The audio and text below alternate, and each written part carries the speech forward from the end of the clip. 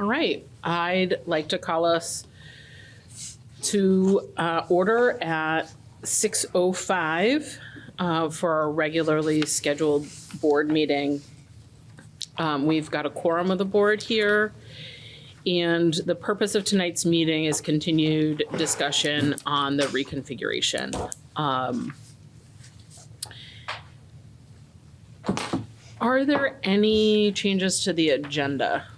Or any additions, I guess I should say, not changes. I think you may want to talk about it, I could cover it in my, if you don't want to add it to the agenda, I could talk about it in my board report. But I'm just looking ahead to your June meeting, and it conflicts with the high school awards night and the 6th grade Brookfield graduation. So that will be something, if you want to know that, if you want to talk about that more, you could put that on as a discussion item, maybe an action item. It's up to you all. Under board process. Yeah, let's add it under board process for an action item, because I'm worried if we push it to the end of the agenda, we'll forget. And then the other thing that I think I can just cover in my board report is the transformer project. We did go out for an RFP.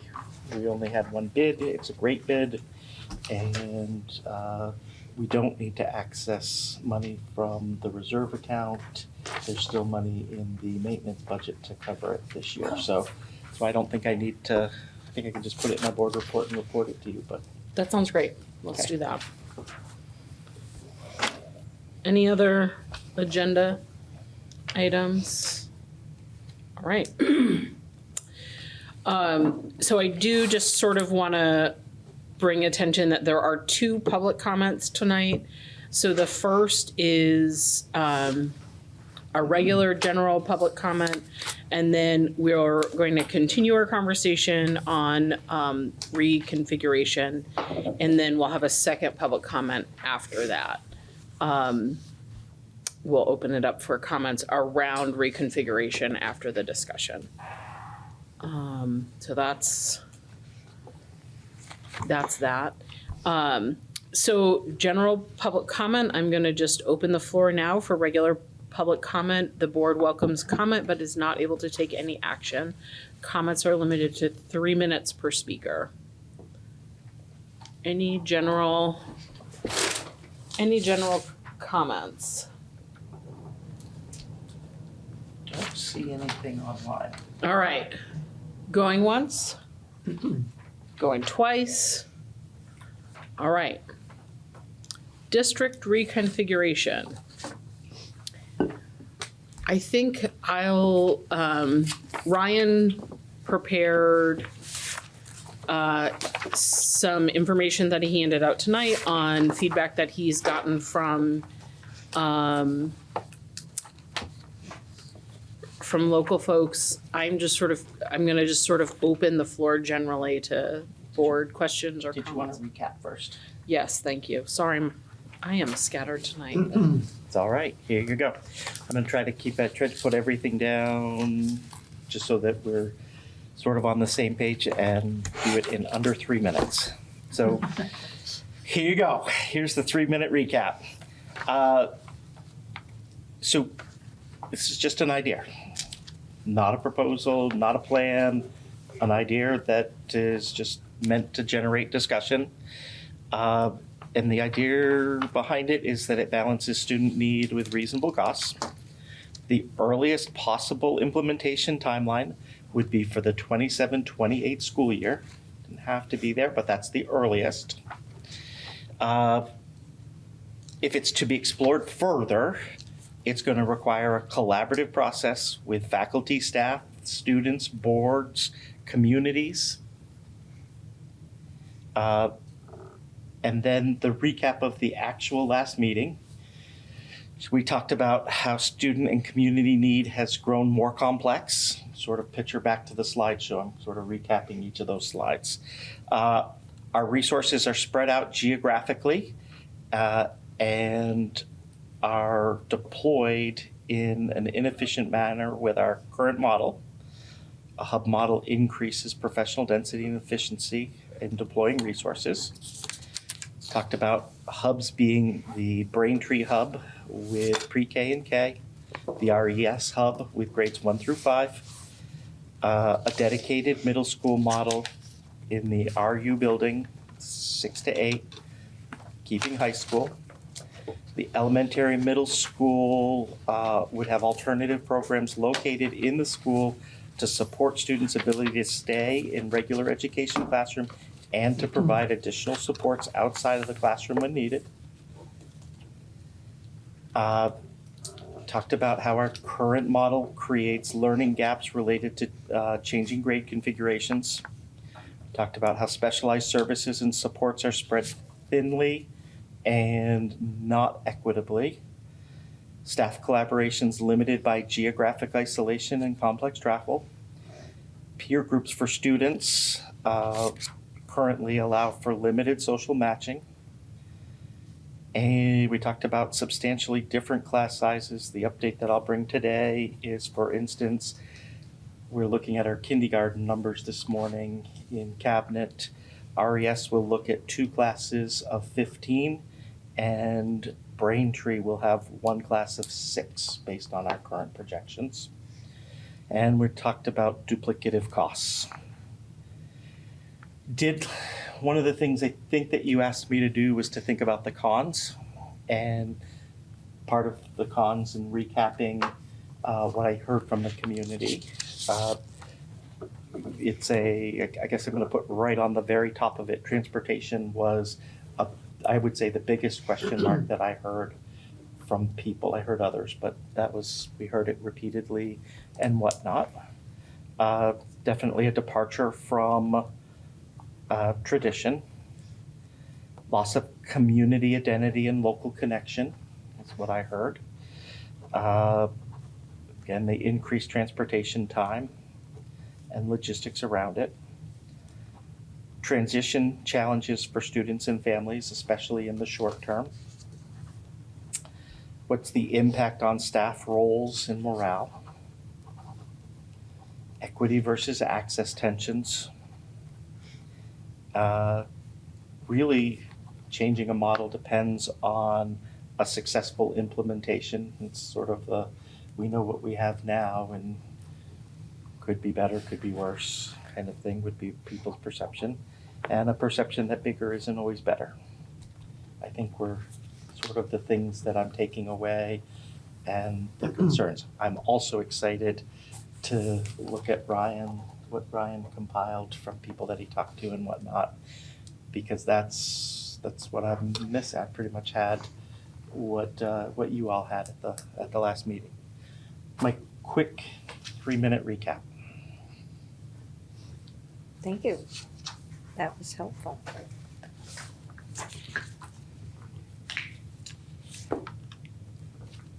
So while I was out in the community the past month, I couldn't really go anywhere without being asked questions about this. And it was funny. I was telling Michael that I had to begin carrying around a notebook with me after my first, weekend out, where I was stopped about 3 times and with questions and concerns that I didn't feel equipped to answer as a single board member, and thought, you know what, I really need to start recording these, compiling them, and bringing them to my buddies on the board.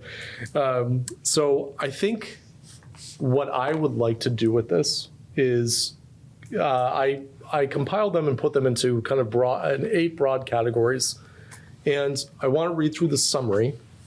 And then I think I would like to actually read through the questions. And if we are able to answer them quickly, great.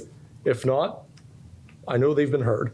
And I set that expectation with all the community members who stopped me. I said, hey, I want to be able to give Michael and the board time to chew on all of these. We've got a little bit of time before December, when we have to really start thinking about this. So I think as we're going through this, we can say, that's a good question, or, hey, yeah, I actually do have a quick answer to that one. Does that sound like a reasonable plan? I know that this is a lengthy document. It's about 30 questions. Do we feel good about that? So before I answer that, I guess I'd like to open it up to the rest of the board, because if every person on the board came with 30 questions they'd like to read, or Yeah. that volume to Sure. share, I want to think about sort of the utilization. I know Rachel had reached out to me. She had somebody who wrote a statement that she'll share during public comment, but I don't want to say no or yes until I have an idea, Great. sense of like other people's thoughts or questions. I don't think you would begin to get 30 questions coming from each of us specifically relating to Brookfield, which is the one that was most heavily impacted. So I would weigh in the favor of, I think they should have a chance to be heard. Okay. I Rachel? also wonder if there's a way to structure this where when one of these concerns is raised, if it's echoing things that we're hearing from our communities, if it's an opportunity to be able to raise other related, I don't know. I don't know if that's just gonna be chaos. I'm just curious if that could be a way to make it like productive across. My hope with this was it would inform the discussion without completely derailing it. And my real hope was that a lot of these questions would be, hey, that's something we didn't think about, or wow, we're hearing this a lot. Let's come back to that next month when we've had more time to process it. Well, I just want to back up a minute because, I mean, this is very specific and I just glanced at it. So, you know, it's sort of getting into the nitty gritty. Yeah. But I wonder, as a board, in sort of looking at this,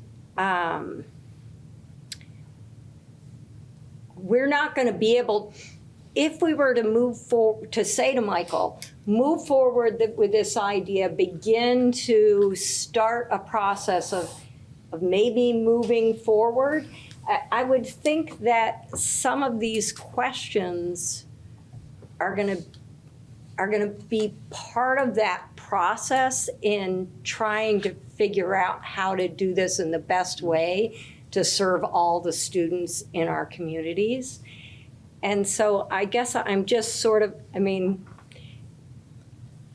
I'm trying to think about what it is that I, as a board member, and us as a board collectively, what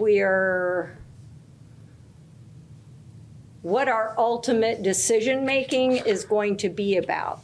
And my guess is that we're going to be either saying to Michael, go ahead and let's consider looking at a reconfiguration process, or no, we're not going to do that. And I guess I have to be thinking about what information how does the board, what kind of information do we make that decision based on? And at this point, I just start wondering, you know, you've gone out to your, or you've just wandered around in your community and people have been you know, sort of speaking up and giving you information. But we as a board, when do we go out to the community as a whole to actually engage in this conversation in order to decide whether or not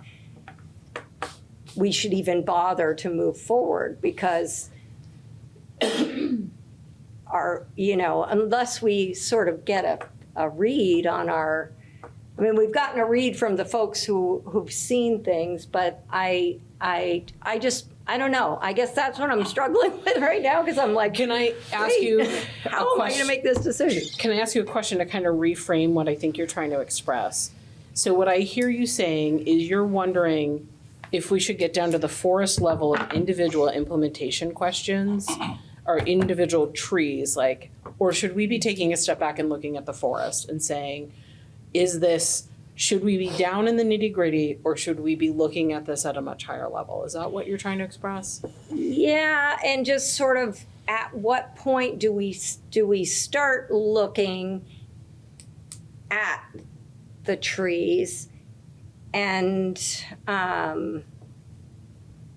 because I'm sure some community members that they're going to be thinking about the trees, but generally as the board, we've been looking more at the forest. And so if we're going to go with that metaphor, and so how do we, and then what information do we need in order to decide, okay, this, let's say, okay, Michael, go ahead and let's start this process, because it's going to be, as Michael just sort of, said in his overview, this isn't, if we give him or we sort of say, yeah, this seems like something that we should be exploring, that's a lot of work to start conversations, to be getting input, to involving, all of our communities.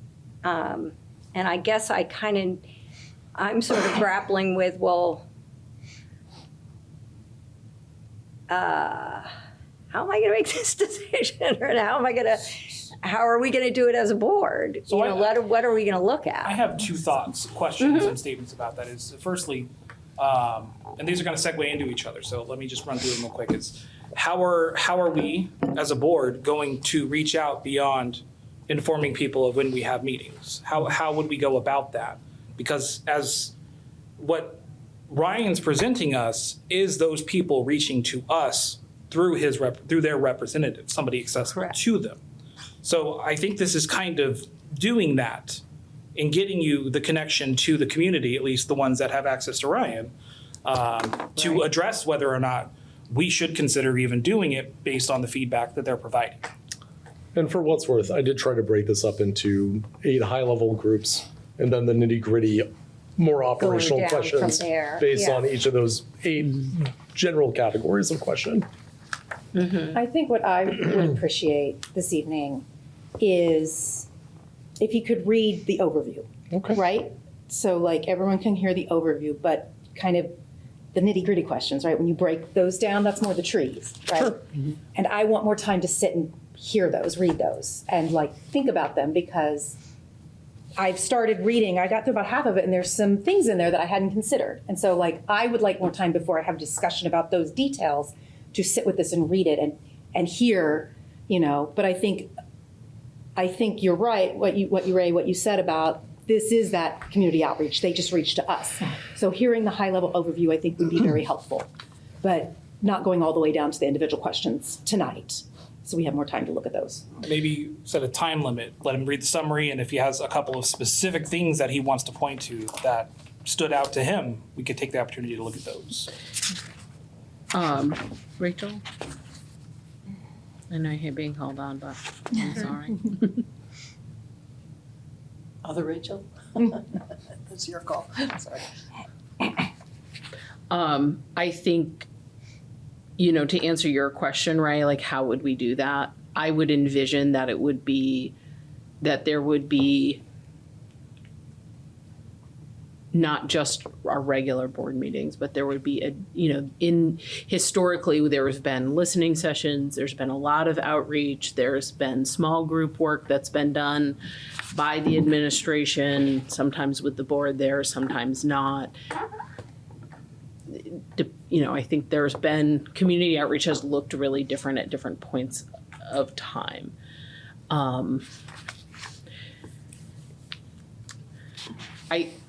I guess to echo what Bev said, this is a pretty hefty document, and I feel like reading through, I want to make sure, like I know I had people reach out to me also with questions, and I'm sure we're not the only 2 board members who had outreach. So if you want to start with a high-level overview and then dive into some of the questions that you feel like you heard this same question asked a bunch of different ways.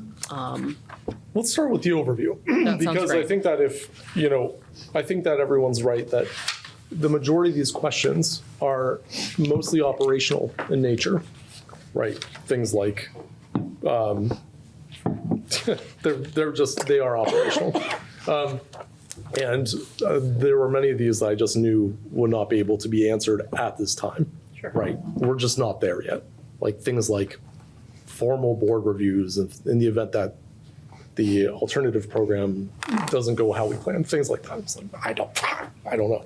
So here are just the 8 broad questions and concerns that people brought to me, and then I grouped them up. First off, and I did order these in essentially the volume I received them. So the ones at the top, these were the things I heard the most. First off, community and proportionality. Small rural schools are community anchors. Losing one and repurposing another affects community identity, property values, the district's ability to attract young families, and town budgets. The mixed age mentoring culture at Braintree is a real educational positive that would be traded away. The question community members keep asking is what Brookfield and Braintree families specifically get in return, and we have not yet answered that concretely. And when I say that, there was a sense of, yes, we hear professional density, we hear world-class campus. These are really good and they're really aspirational, but we are losing something profound and tangible.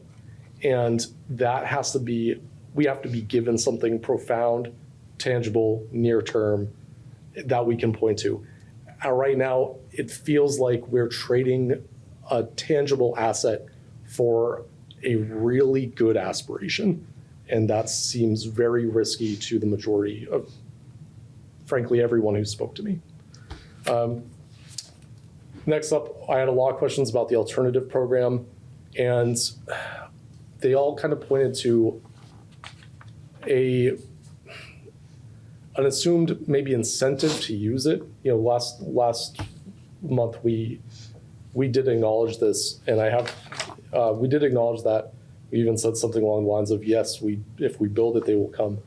But ultimately, dedicated capacity for approximately 16 students with dedicated staff creates predictable institutional pressure to fill those seats, strict entry and exit criteria, demographic tracking, reintegration metrics, and independent oversight need to be ironclad commitments rather than aspirations. I wrote that because people really wanted details about this that we're not there yet. And that's okay. Board member Rachel Fish's concerns about inclusive education and the ableism inherent in more restrictive placements are substantive and deserve more time. Most of the community members who spoke to me brought up your concerns at the end and said they agreed with them essentially. Transportation and daily life. Consolidating all pre-K and kindergarten to Braintree creates real daily burdens that will need to be fully addressed. It ultimately just really sounded very disruptive to daily life, and it didn't feel like we fully grasped how disruptive it would be to the families who spoke to me. The district does not currently bus pre-K students. That was a concern too. I'm getting off the rails here, but ride times on rural Vermont roads in winter are significant, and current Brookfield pickups are already at 6:30 a.m. and widely avoided. Families with children in multiple grade bands would be navigating different schools in different towns. A kindergartner on a long rural bus ride is a different situation than an older child. The simple things like picking up a sick kid and volunteering in the school become much harder when your child's school is in a different town. That was something I had not thought about too, is things like, parent clubs, school club, PTO, things like that, where parents who may feel very involved in their Brookfield or Braintree schools suddenly have a vacuum of involvement, if only due to proximity. I spoke about this already, but the financial case is speculative, but the loss is tangible. We did mention an $800,000 figure, which represents I think if I was watching the recording correctly, a potential avoidance of out-of-district placement costs. Is that a fair assessment of it? Yes. Okay, thank you. And the concern was that only materializes if the alternative program succeeds and keeping students in the district. So there were questions along the lines of, are we sure that this would keep students in the district? Are there scenarios where a student's needs could not even be met by the alternative program, and we're still facing the exorbitant costs of putting them out of district?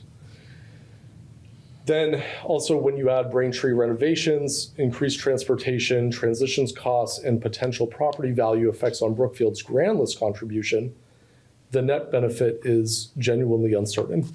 So in our 27 million budget, there may be a thin financial justification for the level of disruption being asked of these communities. In short, people really just wanted to know if this would save money, right? And they had questions about that. There were a lot of questions about the town of Brookfield itself and the governance there. So the Brookfield's building's future is the Brookfield Elementary School's building itself. It's not a purely educational question. It has implications for town planning, community resources, property values, and municipal finances.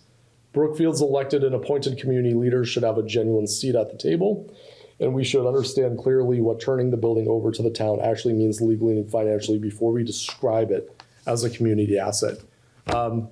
Ultimately, a lot of people just wanted to know if the select board or planning commission had been contacted yet and when we were going to be doing that, because they thought that was they're necessary stakeholders.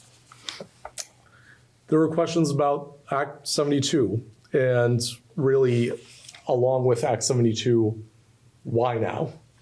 We are under the shadow of Act 72. We're not entirely sure what will happen with it. Reorganizing now risks having to reorganize again if state level decisions change the framework. So there was an argument made to me that just waiting for clarity around Act 72 had genuine merit, just so we didn't end up reorganizing twice. There was a question about the political reality. Essentially, what impact to passing future budgets do we anticipate if Brookfield and Braintree residents feel I don't want to say they no longer have a school, right? But that could be the perception. Or if they feel like their status as stakeholders has been lessened or transformed, right? Essentially, how do you expect me to vote on a school budget if I do not have a school? Was a question asked of me. And then finally, displaced staff, and specifically, what commitments is the district prepared to make now to the staff of Brookfield and Braintree who will be moved or displaced? And there was a lot of anxiety around that. But the rest of like you said, the nitty gritty, the detailed questions about operation, and all these elements go into more detail in the document, over about 29 questions. Kyle has said that she can put it online for the public to view later. And thank you for hearing that. I know that was a lot to take in. But I also have to just thank my community for trusting me with feeling comfortable asking me all these questions and feeling like they can approach me with this. It meant a great deal to me, and I hope that this can inform our decision going forward. Ryan, thank you for your organization and sort of consolidating into those high-level categories. I think I heard some of these themes and questions kind of in favor of, and just should we move forward, in some of the comments that I got. So this is really well organized, and I appreciate that. And your flexibility in switching to not reading all the questions. Good. Well, I hope we do in our spare time. Yeah, I certainly will. And just skimming them, I think they're really valuable questions. Go ahead, Martha. I'd like to make a comment that I maybe would like to have said before he said anything, because 5 years ago, or whenever it was that we were doing the district reorganization, I intentionally went to hear what some of the other districts were having to say. And it was resoundingly, over and over, a number of people were saying this, that they looked at what was happening then. Okay, we get shuffled into the OSSD. And then in 5 years, that's what they said, they'll cut us out altogether. And so even 5 years ago, the citizens of Brookfield were concerned that this was happening. And any of the little schools should be concerned about that. What's going to happen to us?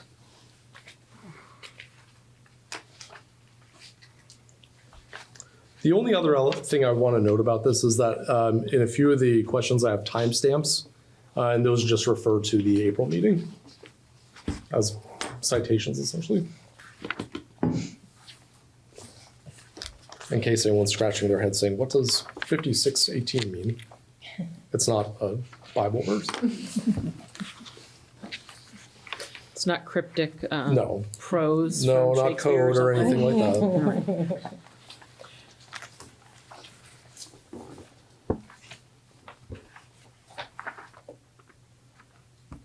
I mean, I heard very similar things from my community in the conversations that I've had. You know, in Braintree, I think folks are worried about the loss of our community school. I think the other thing that I was hearing was, because I have to wait because I have the public comment. Yeah, So but I when think does that- make your own Okay. comment, and other things that you've heard is totally fine.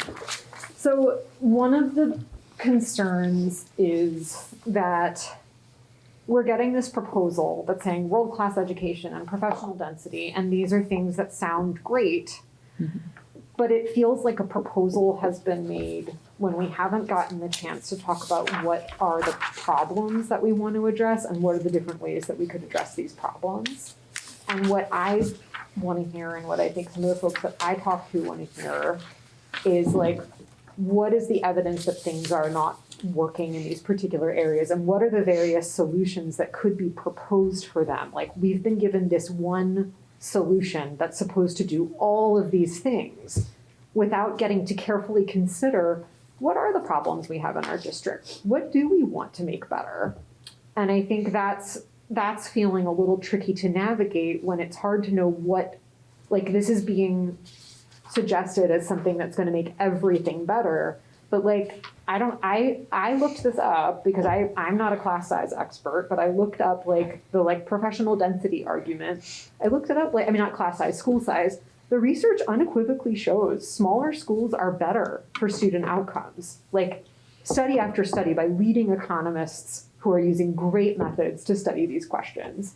And like, so where's the evidence that the problem we have is professional density? Where is the evidence that like bringing grade levels together is going to actually resolve pedagogical and behavioral issues that are going on in our schools? Like, I want to know, what are the problems that we have, and what's the evidence that this particular solution is the thing that's going to address those problems?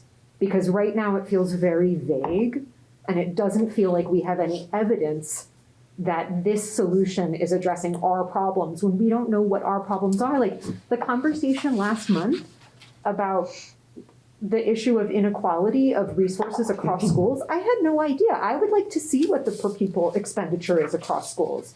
Is it really true that some of our schools are getting more per pupil expenditure than others?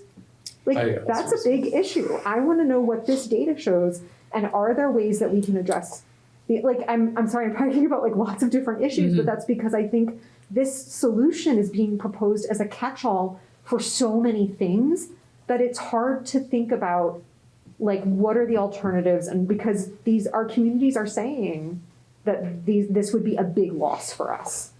So like, how can we think about the problems that we have? And if we really say, okay, we've thought about it really carefully, and we really think this is the best way to address the problems we have, then let's talk about that.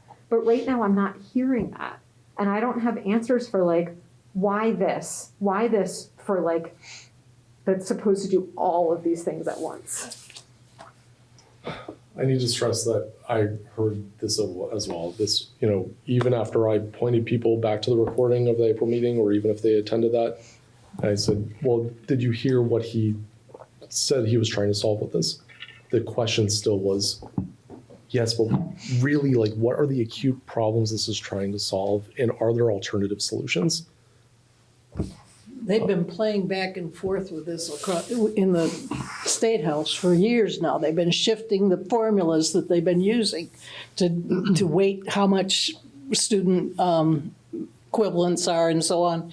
And it's made it so that it's been a bouncing ball for the local levels to have to play with, is to figure out what kind of income they're going to get this time around. But So I think we might be talking actually about two separate things. So what I hear you talking about is sort of the weighted state average. What I think I heard Rachel mention or ask about is when we look just within our district, what is the per pupil spending per school, or sort of the ratio within our district, not sort of with that weighted component added by the state. Did I get that right? That's what I'm Yeah, hearing. and I think they're both an issue.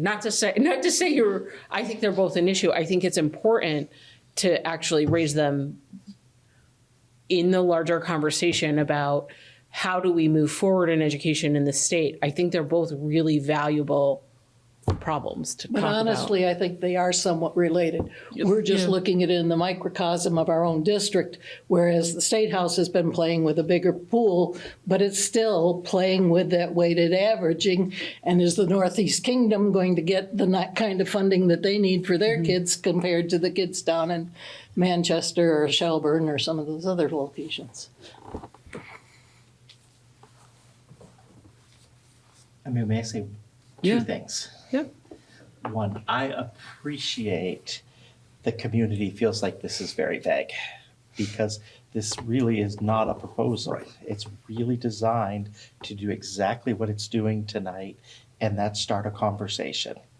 If part of the conversation is understanding what the different expenditures are at each of the buildings, right? I gave you a simple one last time.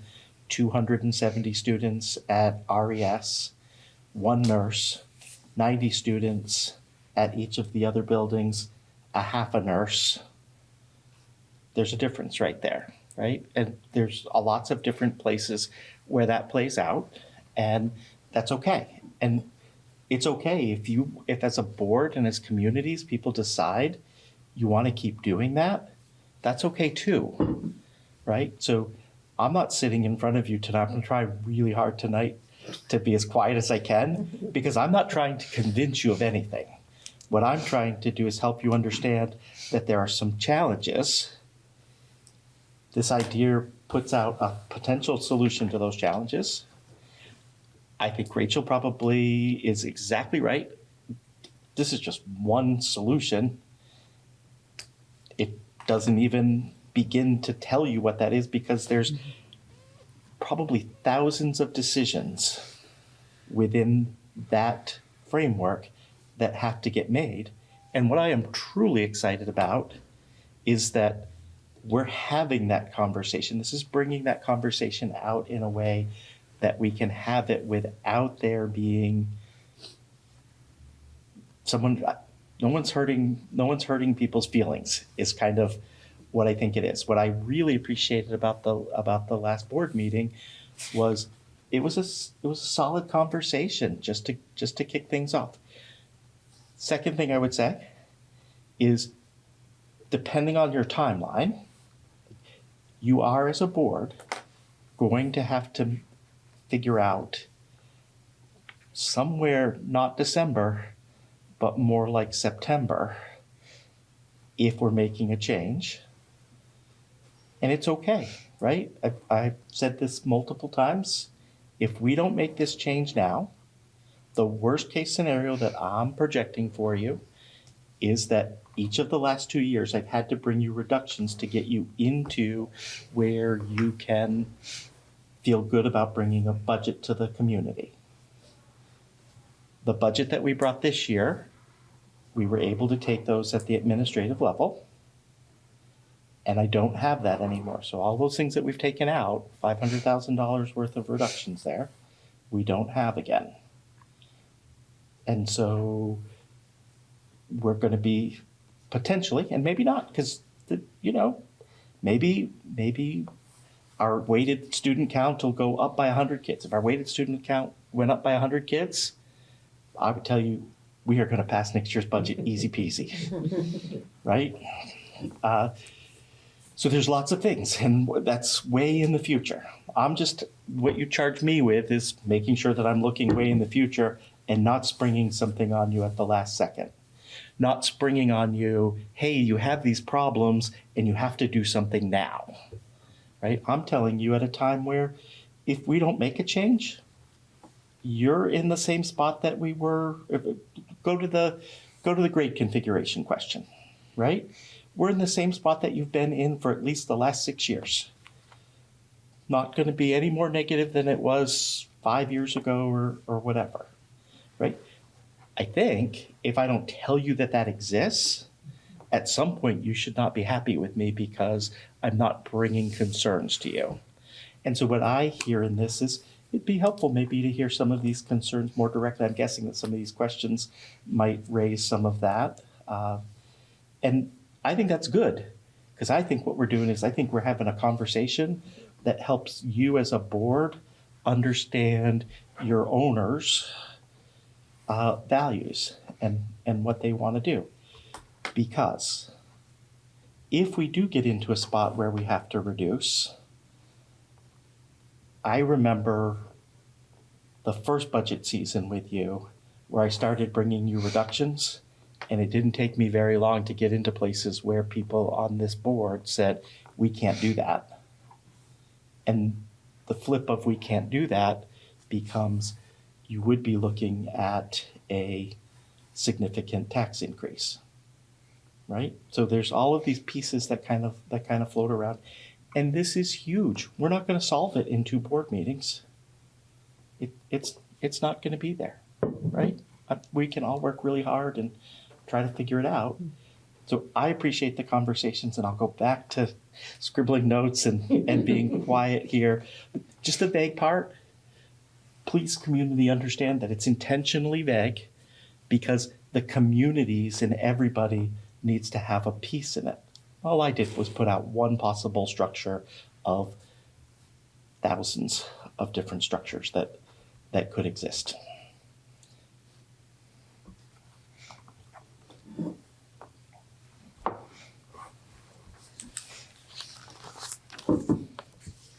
I have a question, and it has to do with the alternative component. Is the Raven also considered an alternative school? Could it also be housed in this complex that you're talking about, or is Raven still a separate entity that didn't get mentioned last time? Yeah, Raven is an alternative program that we run here in the Orange Southwest School District. Other districts send students to participate in that, and it would continue to operate. I don't plan on this configuration is really geared more towards high school, and it didn't really play in. I don't see a big change happening This there. is referring to Raven. Raven is high school, right? Correct. And what you're talking about within the RES type scenario would be more of the K6 or K8 comment on what age span you think it would include.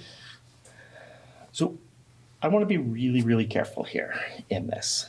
I don't want people to walk away from this saying, hey, Michael's got a full plan for an alternative program that he's got sitting under. It's right there in that piece. It's not, that's the agenda, right? And it's fully laid out. That's not at all what I'm talking about doing. It needs to be built with people who have way more expertise than I have in building that, right? So what I picture, the parameters that I picture around the alternative program is it is in our building with the grades that are happening for the most part in that building. I recognize that our pre-K and our K would not necessarily have access to it. We don't have very many students who have the demonstrated alternative program need in pre-K or K. The plan there would be students are considered fully integrated according to the state current state of special education in Vermont document that the secretary put out in September. 80% of their day in regular ed classrooms, they would be considered fully integrated. I think that's also a federal definition. And so my goal is to reach kids to that level, to have programs where when they can be successful in classrooms, they're in classrooms. When they're struggling and need additional help, they're not in those classrooms. I pictured the alternative programs in the two buildings very different than Raven. What happens with the Raven program is students have reached a point where they're not successful in the classroom and they're moving to a situation where they're more successful. They're still on our campus, so there's still the ability to potentially shift them in and out of classrooms. But frankly, our Raven program right at the moment is on the other side of that equation. Students have struggled for so long and so hard that they have, in some cases, they don't feel successful in a regular classroom. And there are internalizers and externalizers, right? When you think about the students accessing that program. Some students access that program because going into a regular classroom creates high anxiety, our internalizers. And the alternative for them is, I'm just not going to come to school. And then they go to this program and they blossom. Others are externalizers. They go and they're really struggling in the classroom. They're disruptive and it's not working for them or other students in the room. So I think there's a lot that we could talk about as far as supporting children and how that goes. Document certainly will make it available to you if you like. It's also right out on the website. But I think it's probably important for you to know that right now the budget that we passed, the budget that we're operating on right now has 15 students in out of district, off of our campuses programs, and the one for next year we are up to 17 with that. Okay, so what my goal is to cut those numbers down. You asked me to talk to Jamie Conarney a little bit about the alternative programs that he's operating. And so I did that. And it sort of addresses that if you build it, they'll come. So in White River Valley, they're running they've designed two specific alternative programs targeting two different profiles. Right? One of those profiles, and they're my understanding is that their programs target K through 12, right? And so they have a program at the South Royalton campus that's really targeted towards students with an autistic profile. Vermont is seeing a significant increase in autism diagnosis and need for specialized instruction for students.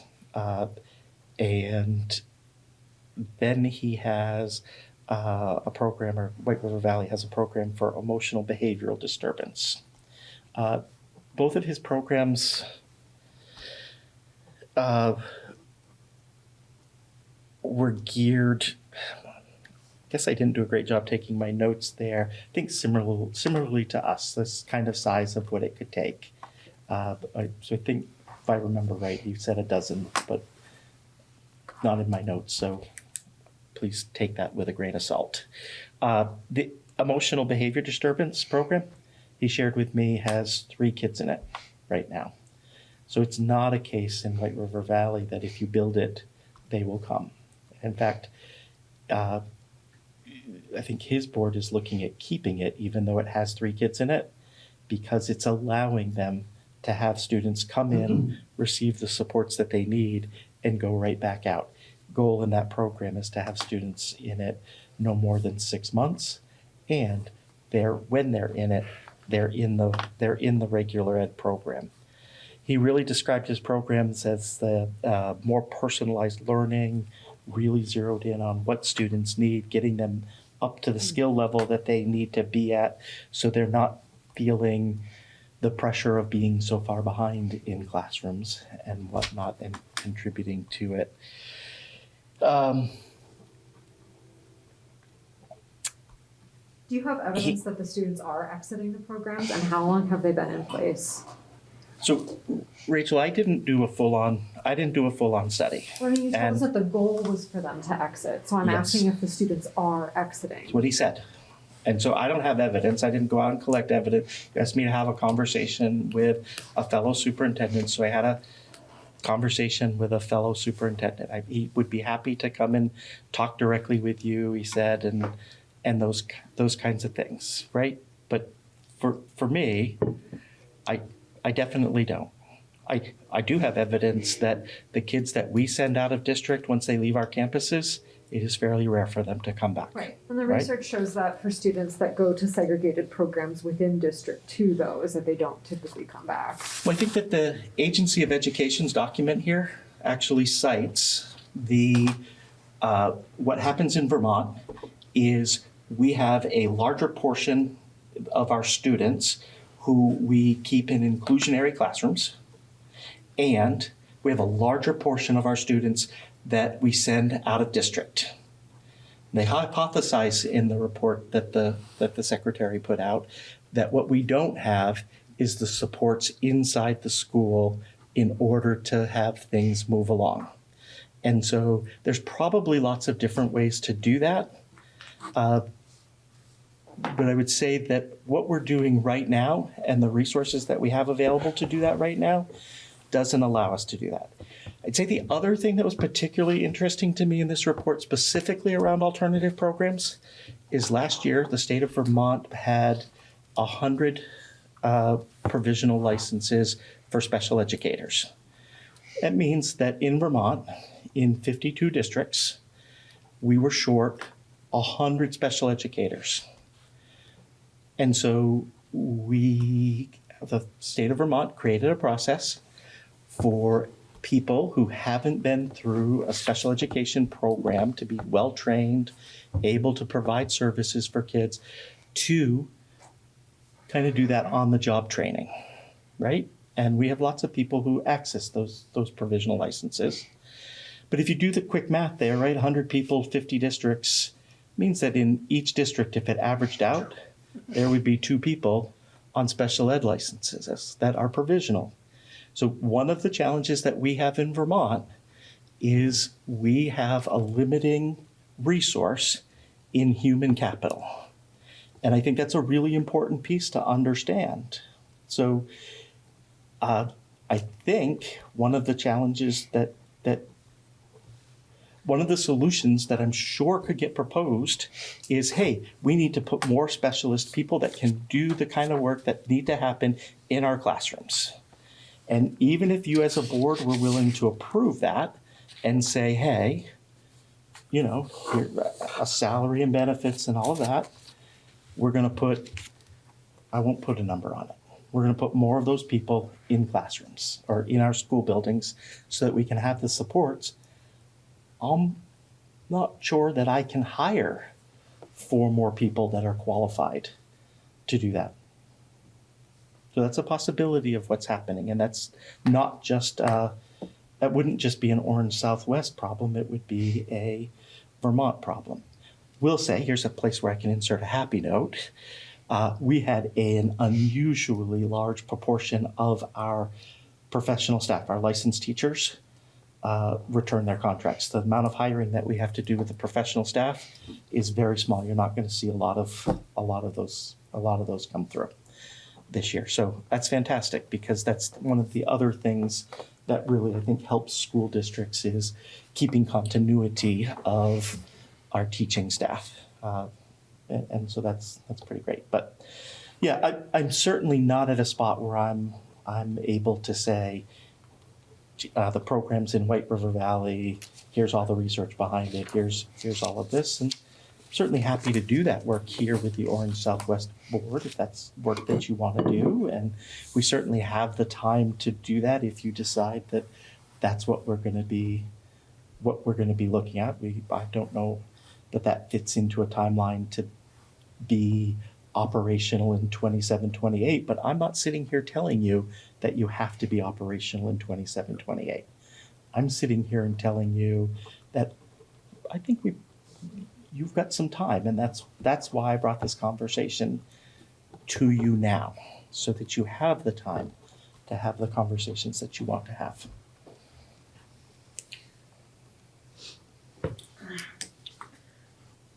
How many preschoolers do we presently have in our district?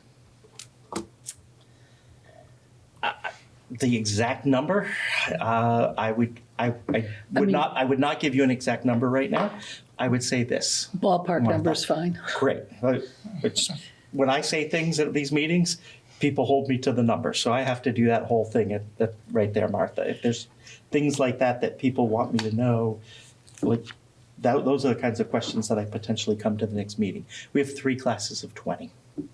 Okay. And how many students do you presently have in Braintree?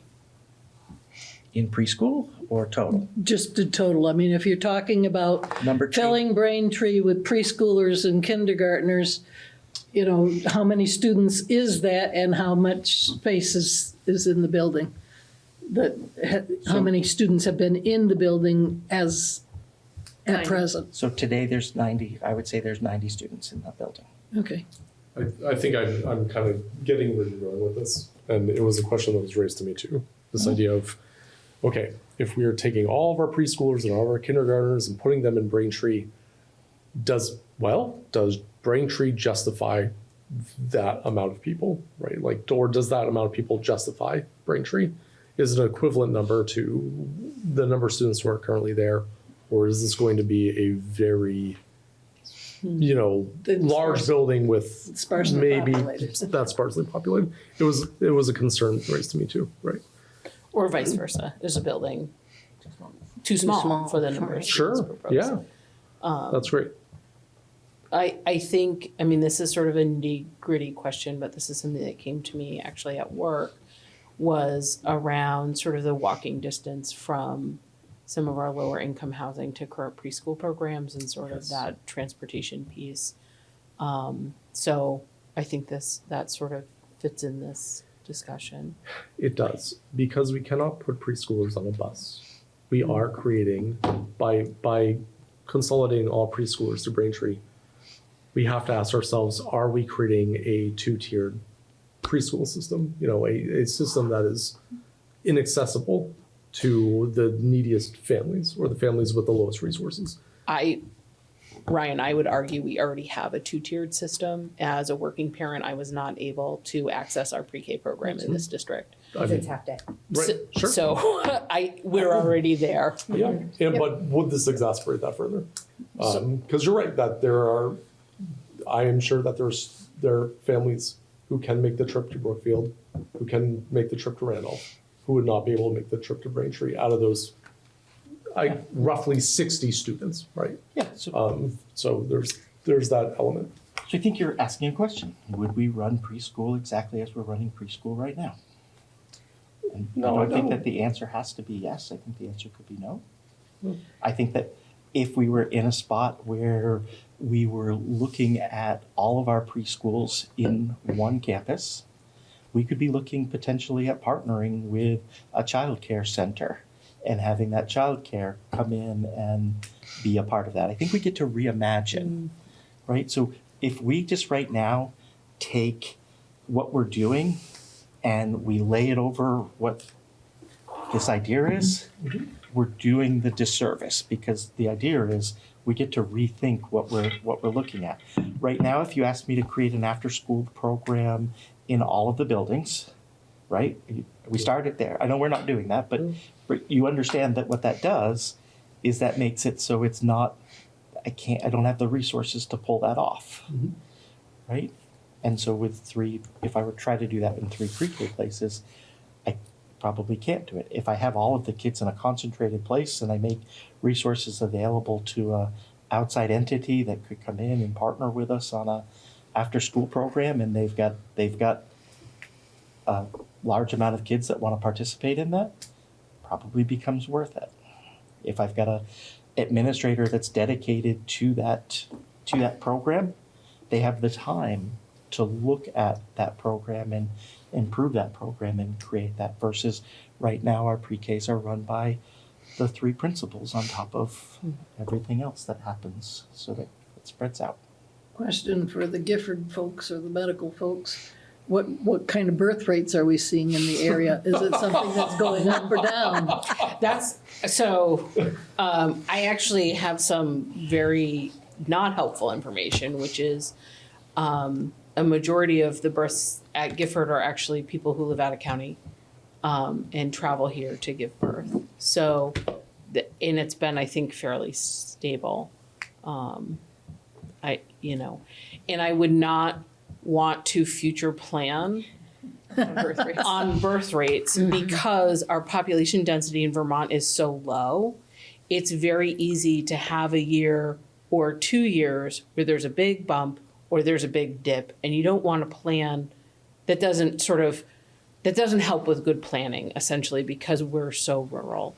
I will say, kind of to speak to Michael's piece about envisioning how we can partner with other places, that is something that I found in my role is, my job at Gifford is I manage the community health team. And so what we have found is that people who are struggling to access healthcare in different ways, that it actually takes a team from the community to really improve that. And it's not something that is fixed at the hospital. It is not something that is fixed within primary care. That the problems that we see around healthcare, if you look at a broader team-based care approach that is integrated into the community and involves community partners, you actually get to solutions faster, for the most part, faster. They're more robust solutions and they're more patient-centered. So I don't know if that translates to education. I would speculate because they're both community. They're two things that are so dependent on your community that there would be some translation there, but I'm not an expert in education. I'm not expert in education models. So I think that's a component.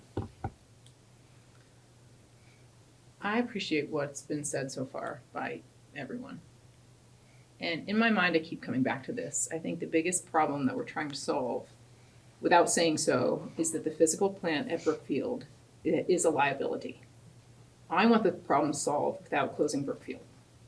I want to ask the community for their support to rebuild Brookfield. If they say no, then I'm with you.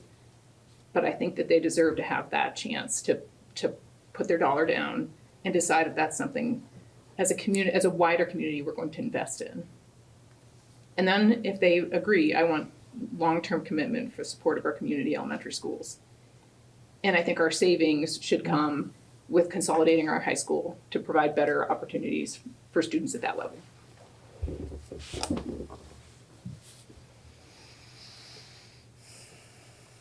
Brookfield is near no other school. I very much agree that you're pointing out like what I think we all know is one of the big problems here, right? And one of the things that we need a solution for, and that we should explore this and see if our communities will support it. I did talk with a contractor who's been a lifelong contractor, and some of his comments included things along the line of, anytime you go to a hospital or a school or a public entity, the costs for constructions tend to go up 3 or 4 times what anybody else might pay for them. So some of the comments that he was saying about the doors, for example, it wouldn't be all that hard to replace them with different door locks kind of scenario, and it wouldn't have to have the exorbitant costs related to them. I had hoped that he was going to be here and may be able to make some of the comments himself, and I had at one point intended to try and record some of his comments, but travel and sick computers and viruses on phone, all that happened in the past week and a half, along with a credit card fraud. So A heck of a week, Martha. yes, it was. And a tree almost hit the house. So I think that's Rachel, I think you raised something that really hasn't been discussed, so thank you for bringing that. I think what I also heard Rachel Fish say that I want to loop back to is it feels like there needs to be a more robust discussion, or does it feel like we're putting the cart before the horse without fleshing out like what are the true problems and concerns, and having a broader look at having having discussion around that. I don't want to put words in your mouth, but I feel like that's valuable to loop back to. And then I think that sort of follows what Rachel Gady said around,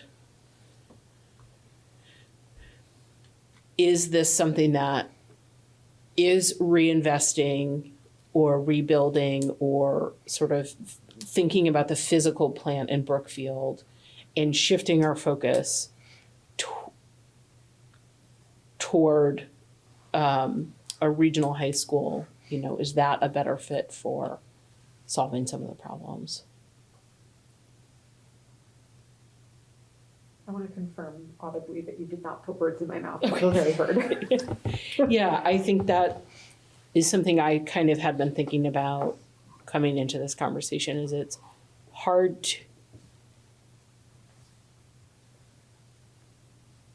to sort of understand a concept or moving in a direction without understanding the path, or the problems or the barriers, and how do we move around them, or how do we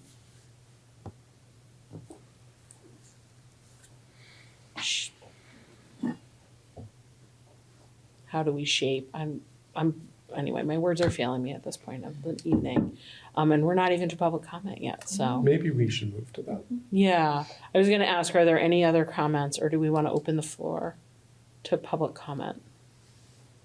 All right, I'm gonna find my preamble to read really quickly. I've got it. Do you have it handy, Ann? I do. Do you have it?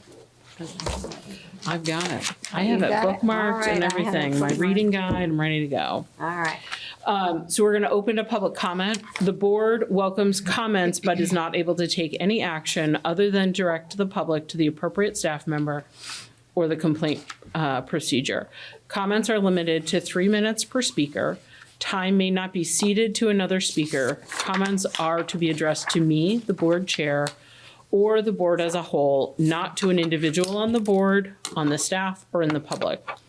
Please raise your hand and wait to speak until you are asked by me, the chair. Please identify yourself with your first and last name and your town of residence. Please refrain from restating comments that have already been shared. You can express agreement with those comments. Order and decorum shall be observed by everyone. Shouting and profanity is prohibited. As the board chair, I will maintain order and decorum of the meeting.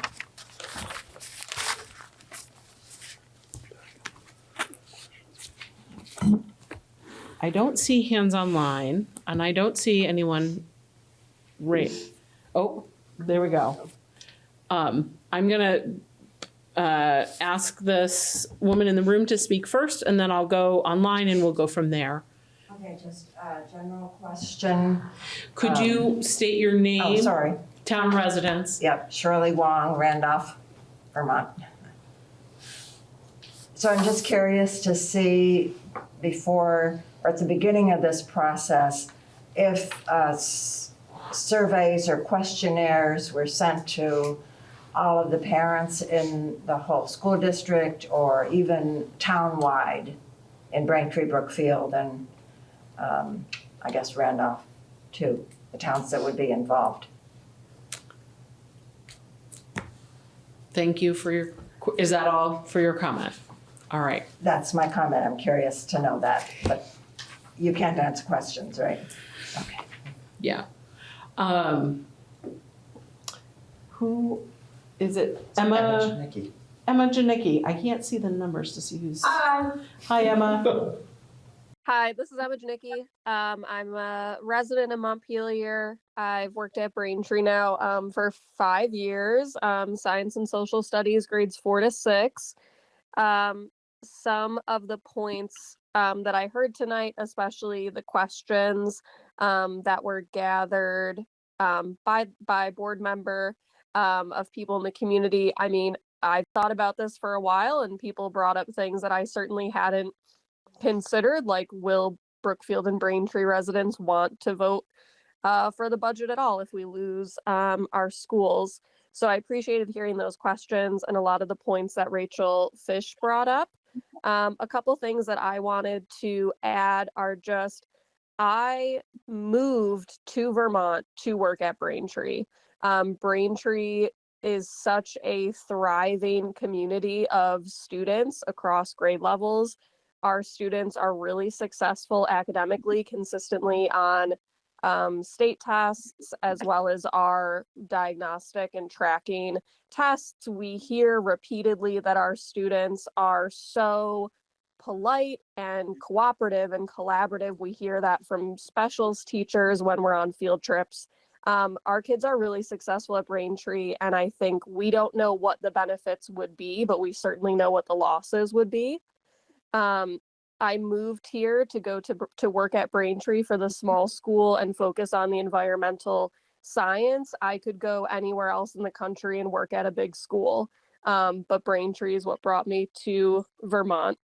If I have one more minute, maybe, for professional density and development, I just think that there are issues with our professional development in the district, but I think our teachers have a lot of ideas about how that could be fixed, and it just takes listening to us and implementing the plans that we suggest around how that could be improved. So thank you, and I'm glad to be part of the conversation. Thanks, Emma. Do you want to go, Rachel? Sure. So I'm reading a comment from Jenny Jacobs of Braintree and also a Braintree teacher, sharing that the staff is concerned and we feel that Braintree's future deserves broader discussion and consideration. Michael highlighted the benefits of preschoolers and kindergartners having bulletin boards at their eye level, but we believe it is equally important to consider the many meaningful interactions that currently take place between older and younger students. These include buddy reading, garden work, shared outdoor resource, joint nature study activities, and many other valuable opportunities that strengthen our school community. In addition, Braintree has invested more than $30,000 in grants to develop our campus into one of the strongest farm-to-school programs in the state. We have garden beds, a pizza oven, and a farm stand, all supported and maintained with the help of our 4th to 6th graders. Recently, these students tilled new planting areas, installed a cold frame for younger students, split and stacked wood for the pizza oven, and hand-tilled and fertilized garden beds in preparation for collaborative planting projects with younger children. The staff would like to propose an alternative plan for consideration. If Michael's priority is to have all preschoolers in one location, perhaps they could be placed centrally in a dedicated wing at RES, which may also be more convenient for parent transportation. While we do not support closing Brookfield School, if building issues make that necessary, K-5 students could instead be divided geographically between RES and Braintree. If RUHS is prepared to incorporate 6th graders and make the necessary adjustments to maintain a true middle school philosophy, then an option could also be explored. Thanks for all you do. Thank you. Sounds like the Braintree teachers have been talking. I think a lot of people have been talking.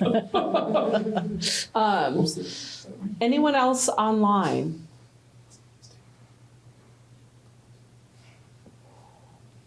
All right. You do have the comments that I left. You guys received a letter from Ashley Garibaldi. And Kyle will just put that into the minutes. Should probably be Unless read you out want to loud. read it. Should be a regular I'm version. hearing Rachel tell me to read it out loud. I'm happy I think to. that communications like this to the board should be read out loud. Dear members of the school board, I'm writing to express my strong support for the proposed district sorry, I don't have my reading glasses on, so this is my hesitancy. No. Would you like me to read? Would you like someone else to read? No, give me just a second. All right. Dear members of the school board, I'm writing to express my strong support for the proposed district reorganization Start plan. with just identifying the person, since we do it that way for public comment for other people. Can you just identify the person's comment so we don't have to figure out that at the end?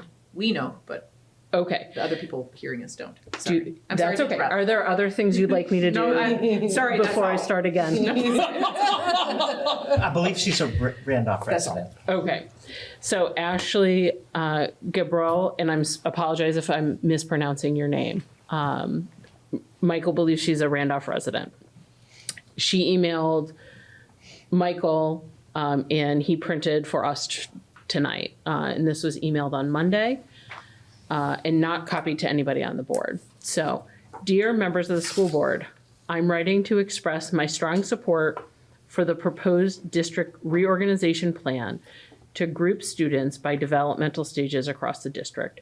As a parent of a preschool student, I have had firsthand experience with the challenges that arise when very young children share space and transitions with significantly older students.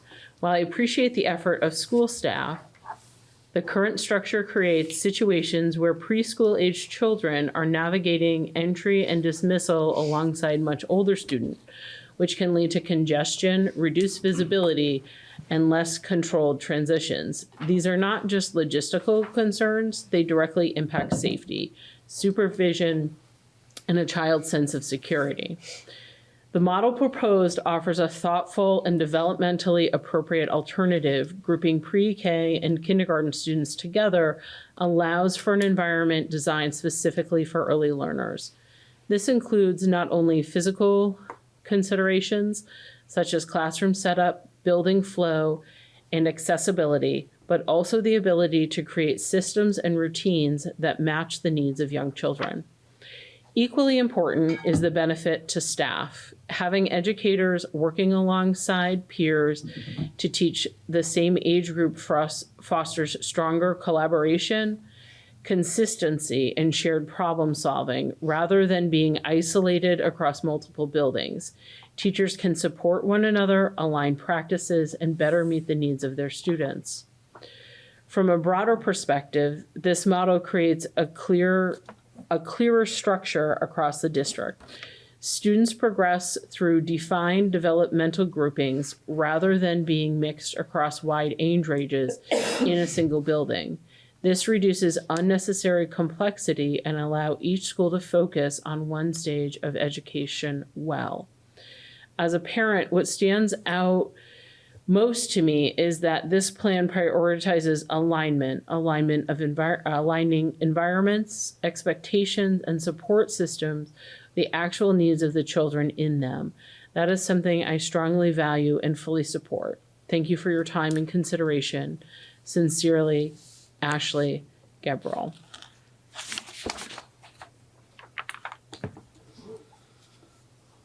Are there other communications to the board that I need to read or be aware of now for public comment?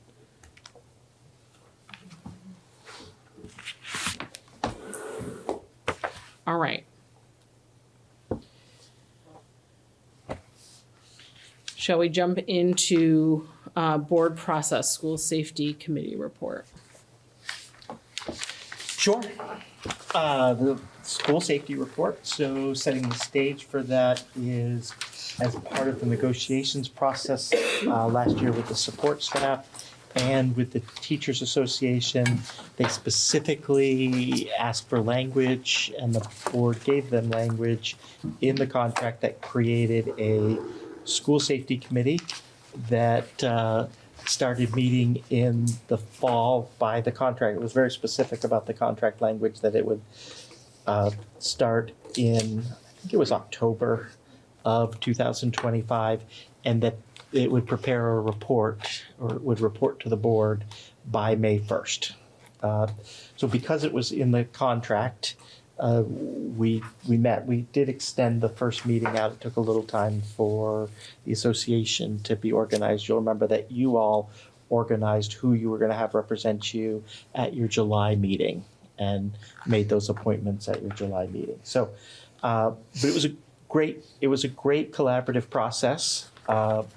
We identified specifically at the first two meetings what our charge was, what we were going to do, how we were going to, all of those things that you do when it's contractual language to make sure that we were following that. And ultimately, we landed on that what we would do, our report would consist of, after each meeting, we took minutes of the meeting and we sent them out to faculty and staff in all of the buildings so that they've been following along as we go.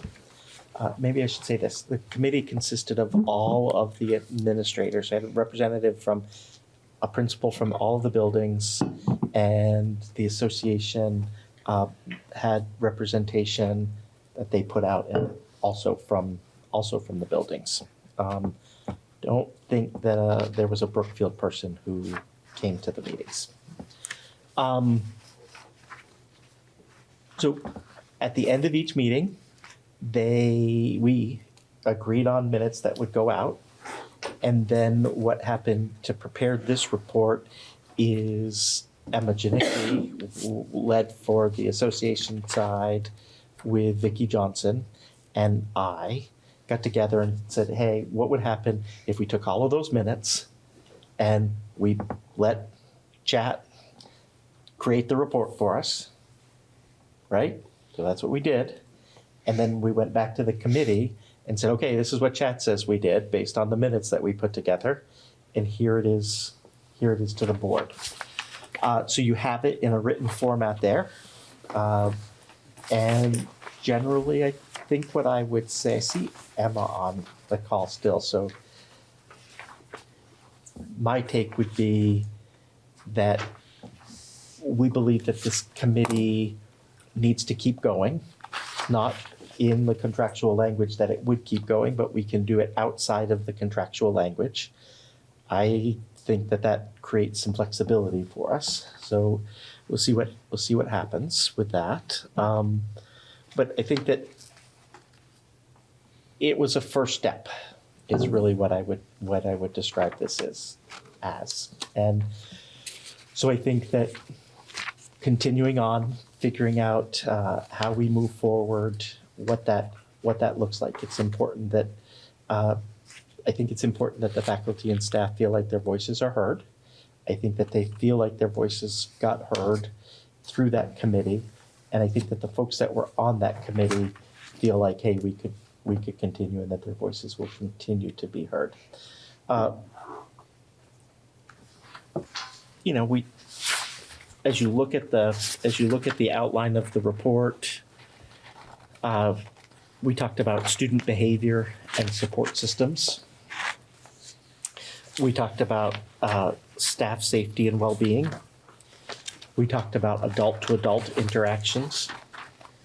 We talked about emergency preparedness and environmental health and safety.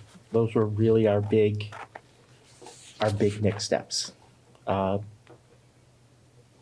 read the conclusion here so that this is exactly what the committee wanted you to hear. It's the conclusion. The Health and Safety Committee's work this year reflects a strong commitment to collaboration, transparency, and continuous improvement. There's a shared understanding that while challenges exist, there are also meaningful opportunities to strengthen systems, improve communication, and better support both students and staff. Moving forward, the association district leadership hope to expand this collaborative culture in the Orange Southwest School District. Certainly more in there if you wanna look at it, but that's where we landed. And again, I guess I'd like to thank all of the people who participated in that, and I'm anticipating that it will continue.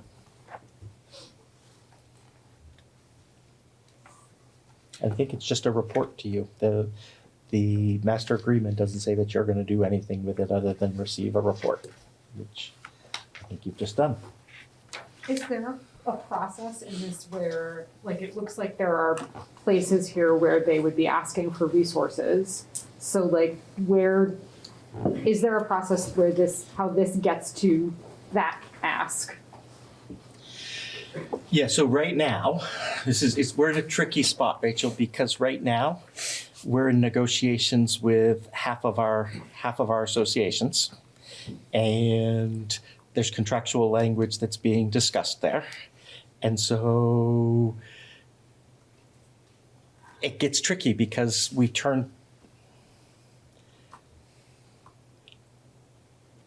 if we're doing this without contractual language, I have the ability to do lots of things. If we're doing this with contractual language, I have to follow the contract. So it's a really long-winded and a circuitous way of saying, I want there to be things that are happening with this, and I'm sort of a little bit in a waiting pattern to see how we work out with our association, and saying more than that maybe is conditioning the whatever. Understood. Yeah.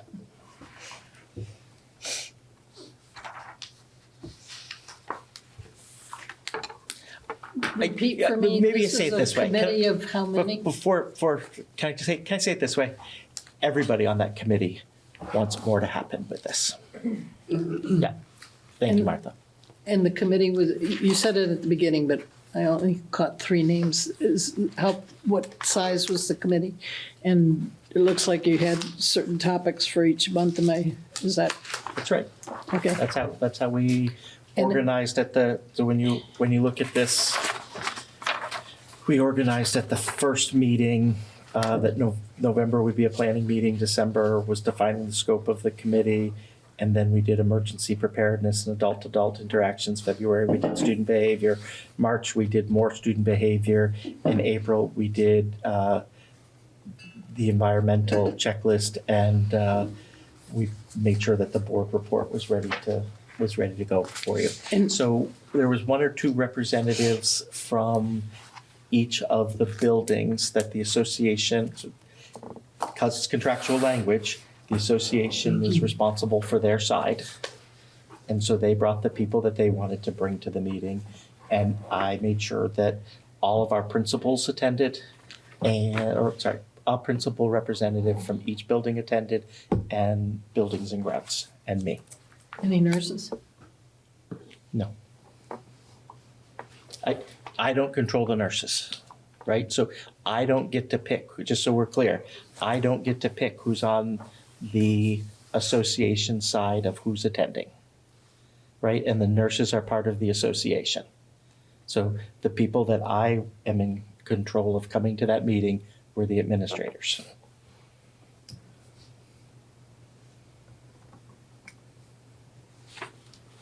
Has it been run past the nurses to see if they see anything that, This was the first time there was contractual language requiring a safety committee. I was gonna say, this is new. This is a new committee. Yeah, and so I just want to be really clear here. So on the association side of this, they get to decide who's gonna be there. I'd really encourage the board not to, because it's contractual language at this point, suggesting that something should be different from a board level. So I think you should receive this as a report. And you've done that.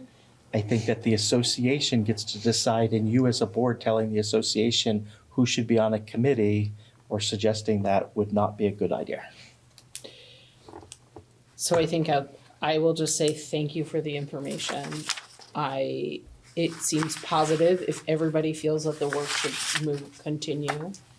And you're working through your contract negotiations, and so we will see if it's contractual language moving forward or if it shifts.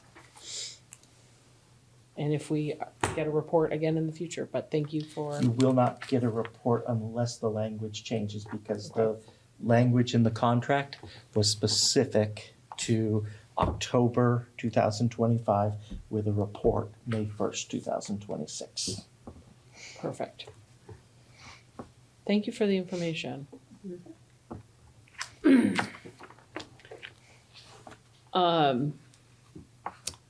June board meeting date.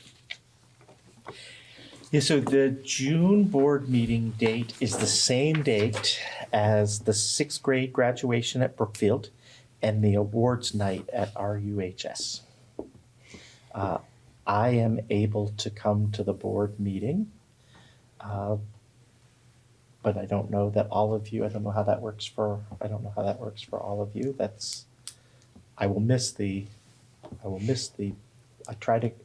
Last year, I don't remember today how many of them I made it to. I tried to make it to all of them. I think I was fairly successful with that. I did make it to the Brookfield. I remember sitting in the back, and Bray, who we had just hired as our food service director, came to that. It was the first time I met him outside. So I was at the Brookfield one last year. I was at the Braintree one. I was at RES. Made it to most. My bigger concern than our ability to attend it is the public's ability to attend it. And I would advocate for moving our board meeting based on that, given our increased interest lately. And the discussion about the elementary school reconfiguration. That will allow folks to be here if they'd like to be here. Do people have a preference to move it up a week, move it back a week? I would suggest to you that you not try to compete with whatever's going on. I don't know off the top of my head what's happening the week before. I know that school is done The the week 12th. after. Next week would be best. Yeah, I would agree with that. I was trying to think, graduation's the 12th, right? Perfect. Do we want to just move So it back a Wednesday the week to the 17th? Wednesday, the 17th at 6?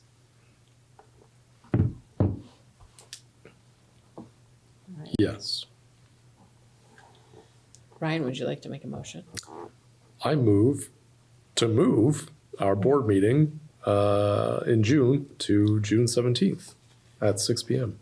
And where's the location at? RES, yeah. Second? All those in favor? Aye. Opposed? Darn it, I forgot discussion. Any discussion?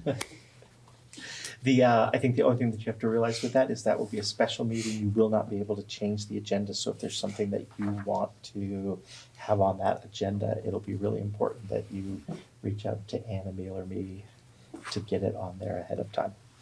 You can't change a special meetings. And because it's not at your regular time, it has to be warned as a special meeting. Okay. Are folks comfortable with that change for the discussion? All right, I'm gonna retake the voting. All those in favor? Aye. Opposed? Abstentions? Excellent. Rachel, were you an abstention? No, I Okay, voted. perfect. I just saw you raise your hand and panicked a little. Sorry, no. It's okay. 6:17 at 6, special meeting.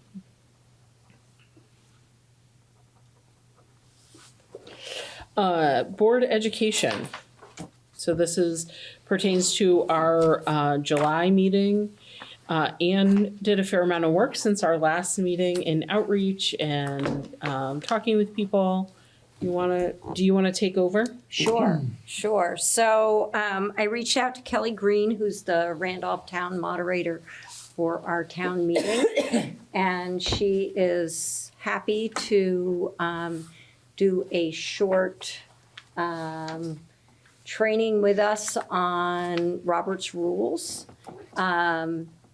What I had asked her for, and I was assuming that's sort of what the board was looking for, since this will be during our in-service for July, that we don't want to necessarily spend hours on this, but maybe a half an hour kind of going over some key things. I already gave her our agendas for this past year, so that she knows sort of the topics, because I told her one of the things that we sometimes struggle with is does a motion need to be made, when does it not? When you adjourn a meeting, do you need to make a motion to adjourn the meeting? Do you have to vote on it or whatever? So, and she said, just she'd be willing to have us ahead of time send questions. That would probably be easier for her, but she's also fairly quick on her feet as well. But so that's the option with Kelly Green. I also talked with Debbie Singheiser from the Vermont School Boards Association, and they do have a trainer who focuses on not only Robert's Rules, but open meeting law. And that tends to be like a 90-minute session. And so that's another option for us if we want something a little bit more intensive with the open meeting law information as well. So I was going to check in with board members to see what we felt we wanted for that in-service time. I personally care more about Robert's rules than I do open meeting law. Okay, And I think we should remain focused on that. okay. Did you Awesome. want hours or is a half hour? You know, as much as I like it, I think half hour would be sufficient. Maybe an hour, but Or not 45 hours. minutes. 40, let's go with 40. Yeah, yeah. And what I would appreciate and what Kelly would appreciate between now and July, and we haven't yet discussed the exact time. I know in the past, we've just used our July meeting, normal meeting time as our in-service time, but we haven't decided exactly as a board what, if We that's had what we potluck, want to too. do. Pardon? We had potluck too. Oh, yes, and we did it with a potluck. I mean, I think we could talk about that. Or do folks want to have it at a different time or just a regular board meeting time, the Wednesday evening, 6 to 8, 6 to 8:30. 6 to 8? Regular time makes sense. I feel like most of us already have it kind of in our mind, and I can't speak for anybody else, but the summers in Vermont are very short and the weekend time is precious. So I would really prefer not to spend it inside. You're all lovely, but So if we're gonna do that, I would just, if you've got burning Robert's Rules questions, if you can send them to me so that I can get them to Kelly, just so she has a little bit of time ahead to, I threw out a few already to her, but that would be helpful, I think, for her as she prepares. And I believe, let me just see if I can get to it. Oh. Do you know the date that that Wednesday would be? for our July meeting, Yeah, would be Wednesday, July 15th, no, right? the 8th. Oh, it's the 8th. Whoops. Up, see? Oh, there it is. We never on a date higher than 14. Okay. Me and time. I forget it. Okay, so if folks can get stuff to me, say I would say I'm gonna say by the end of June, and that the gives end of June, yes, because then we're rolling into the 4th of July area. So by the end of June, if you are sitting there and wondering, or you're watching another public meeting and you're like, hey, or we're in or a you're board meeting thinking- and we're going, do we make a do motion? we make a Do motion we on that or vote? not? That would be helpful if you can just forward those to me and I can forward those on to Kelly. And then we were gonna also talk a little bit more, right, about just a general question for the board, in addition to the Robert's Rules, are there any pressing policy governance questions or things that we have a little bit of time? We are going to have a conversation with Jean, who's the policy governance trainer for the VSBA. She's coming to our next agenda meeting, and we were going to talk a little bit with her then, so we can come back in June with some other options, but do people have some pressing education needs that they feel like they would like to have us spend some time? It's been a Getting while since educated I've on. really given this serious consideration, but the worksheet for board self-evaluation that you commented at one point that you were toying with maybe seeing if there wasn't a way of revising it so that it was more meaningful, is that something that's taken any further wings? I'm gonna talk about that when we get to that section. But that would be the point that I would raise in line with this question, that's policy governance. And so is there something happening in that regard, and perhaps something related to that could be? Do we want to, I think that's a great question. When we get to that part, do we want to sort of loop back and say, do we want to include more discussion on this in our July meeting? Yep. So that way we're not jumping ahead, jump back. and Well, all that. you're talking about it right now, so Yeah. I'm jumping Right, ahead. Yeah, no, I No, think no, that's no. great. Got Let's it, put a got it. pin I in it till a misunderstood. little bit further in the agenda. That's a great recommendation, Martha. Any other burning school board education? That one I think would be a very healthy ground of improvement, frankly. Okay. You're talking about the board self-eval piece? Okay. And then just a reminder that it's been an extreme bargain because it's only been $350 for our whole board monthly to do these virtual policy governance issues where board members get to hear what other boards that are using policy governance are grappling with in terms of using this governance system. And we are doing another training. I believe this will be our final one on June 4th from 6 to 7.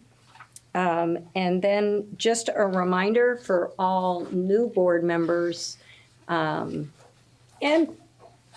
even seasoned board members, if you feel like you want to, or you feel like you're quite rusty, the VSBA has a contract with Susan Mogensen. It is an online course that sort of walks you through the policy governance model and how it works.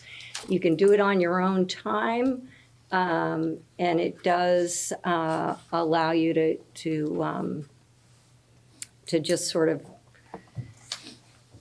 refocus in terms of how to use our governance system. And that is also available for board members, and we have plenty of money left in our board budget for that. And one of the things as the chair leadership is to make sure that our boards are educated in how to use our governance system. So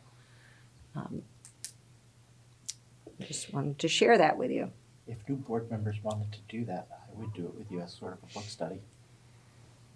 Up to you, let me know. I found it really helpful having been on another board. Actually, I've been on a few other boards before this one. Policy governance is a really specific and different style of board governance, and I don't want to say it was like riveting, but it was very helpful for helping me understand sort of why we do what we do, and sort of what the benefits of it are for using this board model for a public board. So I would encourage you to, we have a lot of materials. I know we all have the board governance book. So I think everybody learns differently. So if you're like, online modules is not the way for me, that's okay. But they're self-paced. If you're like me and you like to listen to things on 2 times speed, that's an option.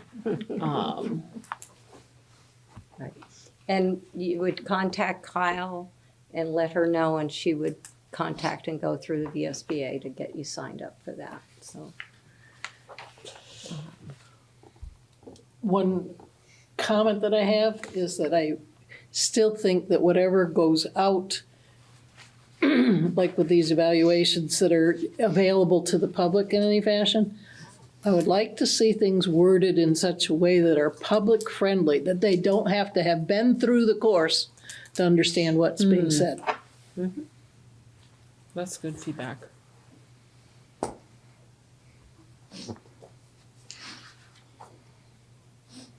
You mean for our self-evaluations?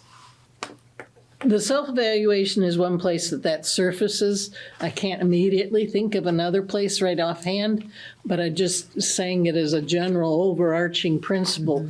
I don't think that the public should have to feel like we aren't in tune with what you're doing because we don't understand your language. Okay. Any other thoughts or questions on board education? All right. Monitoring the organization, EL 2.7, first read. So this is information, we don't need to take action, but any discussion or thoughts or comments, Michael? EL 2.7 is the compensation and benefits EL. This was the one last year where I talked with the board a little bit because it was trying to get a read on was my understanding of being within market the same as the board. I was trying to zero in on what the board was thinking, and I am pleased to be able to report this year that with your feedback and changes that we've made, I am very happy to report that we are in full compliance with this executive limitation.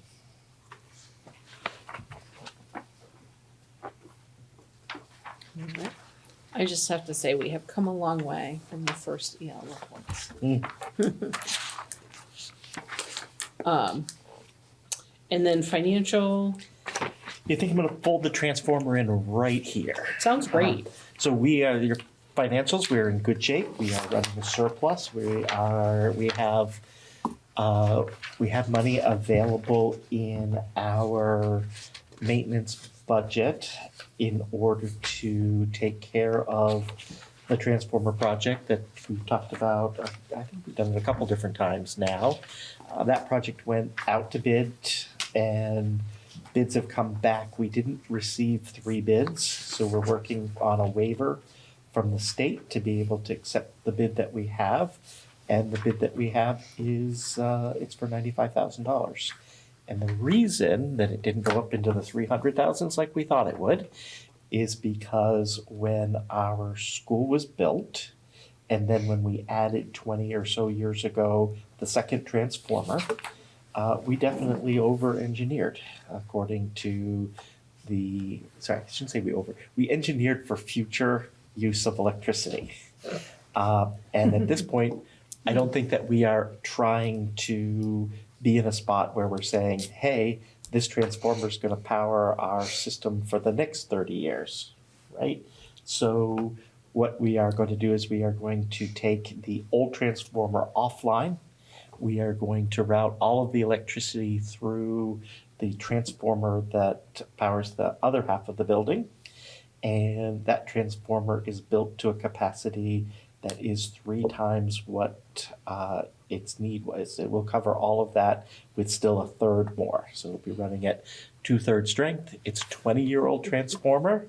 And once that work is done, I don't know what I didn't ask what the next boogeyman that I'll bring you is, but that boogeyman will not keep people awake. So essentially, I think what's going to happen is the state, we've already talked with them, I think that they're going to grant us the waiver because we did put it out in a public way for bids, and only because it's the complexity of it, only got the 1 bid.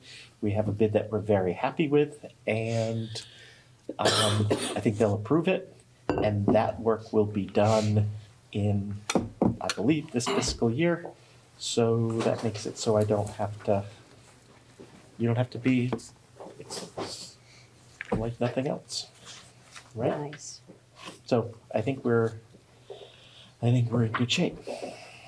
Awesome. And we'll be in compliance with, what is it, EL, what is the asset one? Isn't that the one where it says you have to follow the state bid process? We If will it's be. over a certain amount, and you will be because you're getting a waiver. Perfect. That's right. Nice. Yeah. All right. Well, I also wouldn't, yeah. Yes. Sorry, I'm gonna leave it at that, yes. Were there just 3 bids just didn't come in? Or there just wasn't enough people didn't want to do the work? What There was happened there? definitely interest, so we had interest from 4 different entities. Okay. We fielded questions, and as we fielded those questions, entities dropped off. I see. And so it's a fairly specialized Yeah. project. You know, I think at least 2 of those entities wanted to figure out how to scope the work, and that's what they wanted us to do, and then put it out to bid themselves for something else. Ah, And so that's not what we needed for this particular project. Bob and Wes were able to figure out what needed to happen with this with a couple of local contractors or engineers and get to what we needed to do. So yeah, it's great. I mean, I think it's really great news. This has been, I think they made me aware of it pretty much when I first got here. I feel like I've been talking about this transformer since the first time we were in this room with the people that did the whole assessment of our facilities. So Can I ask a question? I think I know the answer, but just for my clarity. When you talked about the transformer being able to support, we'd be running a 2/3 load, I assume that is based solely on the manufacturer's rating and not actually load tested. oh, it's load tested. It is load, okay, Yep, they had engineers come in and do the load testing. okay.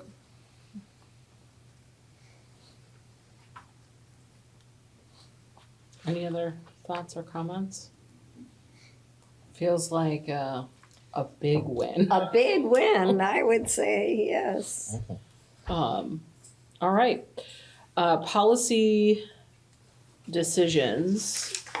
So Michael shared some news with Ann and I in the last meeting that there are a bunch of new policies or updated policies that have to get adopted. And we've sort of broken them up so that we're not doing 12, is it 12? I think there's 20. Okay. But the VSBA got really busy and they made changes to policies, and a lot of it was gender neutral language. There's not a lot of substance change going on with the changes that are in your packet. So we gave you these first 5 are the 5 that are going to be important to the auditor here coming up soon, and class size. So these were 5 that felt like they were high priority. Mm-hmm. Let's get these taken care of at the next meeting. You'll be at your second read, so you can approve these 5. And while that's happening, I'll give you 5 more. Those are going to be more student facing, so that we can get those ready to go for the start of the school year. And then the month after that, 5 more. And the month after that, 5 more. I might ask you at your next meeting if you're willing to do a first read of 5 policies at your retreat, even though you don't usually do board business at your retreat. But that way we kind of be done with this before October would be anyway. So, and just as a reminder, these are created sort of for us. So they've been vetted with the legal team. There's a lot of work that goes into these. So, is there any comments or questions? Right, and you might want to, if you do have comments or questions, you could reach out to the VSBA, because the VSBA prepares these. So you could contact the VSBA if you have specific questions. Because if we were to make some changes, we would have to get legal counsel to make sure that we were doing what we needed to do in order to meet the state requirements, because it is a required. And if you remember in our policies, we have EL 2.9, it requires the superintendent to make sure that we have all of the state and federal required policies up to date and current for the district. So he's pushing them through to us to approve because we do the adoption of policy as a board. All right, monitoring the board. I'm gonna turn this over to Anne, who we have, you know, our policy or our monitoring of 3.1, which is unity of control. So we have our self-evaluation, and then I'll have Anne, I'm gonna have Anne lead both of these things, but she also has some evaluation pieces that she that are in our packet that she brought forward for us to look at and think about. Yeah. So, normally, every meeting, we have on our annual agenda, you'll notice that and when we meet to put our agenda together for each monthly meeting, we're looking at, okay, what policy does the board need to be evaluating in terms of how well that we as a board are following our own governance policies that govern how we operate as a board. The way we've been doing that is through this process where we look at the wording of the board, we look at how consistent we've been at following that policy or what that directive is for that policy, and then evaluating or putting in some, so that you kind of think about, okay, how do we do this? How do I know that we are always doing this? So trying to sort of think of specific examples from our board meetings where we are doing those behaviors. So we use, this was a template that Debbie Singheiser, who was the board chair at Barstow Unified Union School Board, and she shared them out in a previous policy governance training that I was at, so I snagged it, and when I had been the board chair, I believe, I had us move to that format for doing these self-evals of those policies. Sometimes I feel like I'm not sure it's working for the board, so I had a discussion with Debbie, because I was talking to her about it and asking her how she does it with her board, and we talked about it a little bit during one of the virtual policy governance training times. And so some other boards, and on page 25, it's not the same board policy that they're evaluating, but this is another way of setting, of doing the form. So I wanted to just present it to the board to see, do we like the way we've got it? Do we want to move to something that is a little bit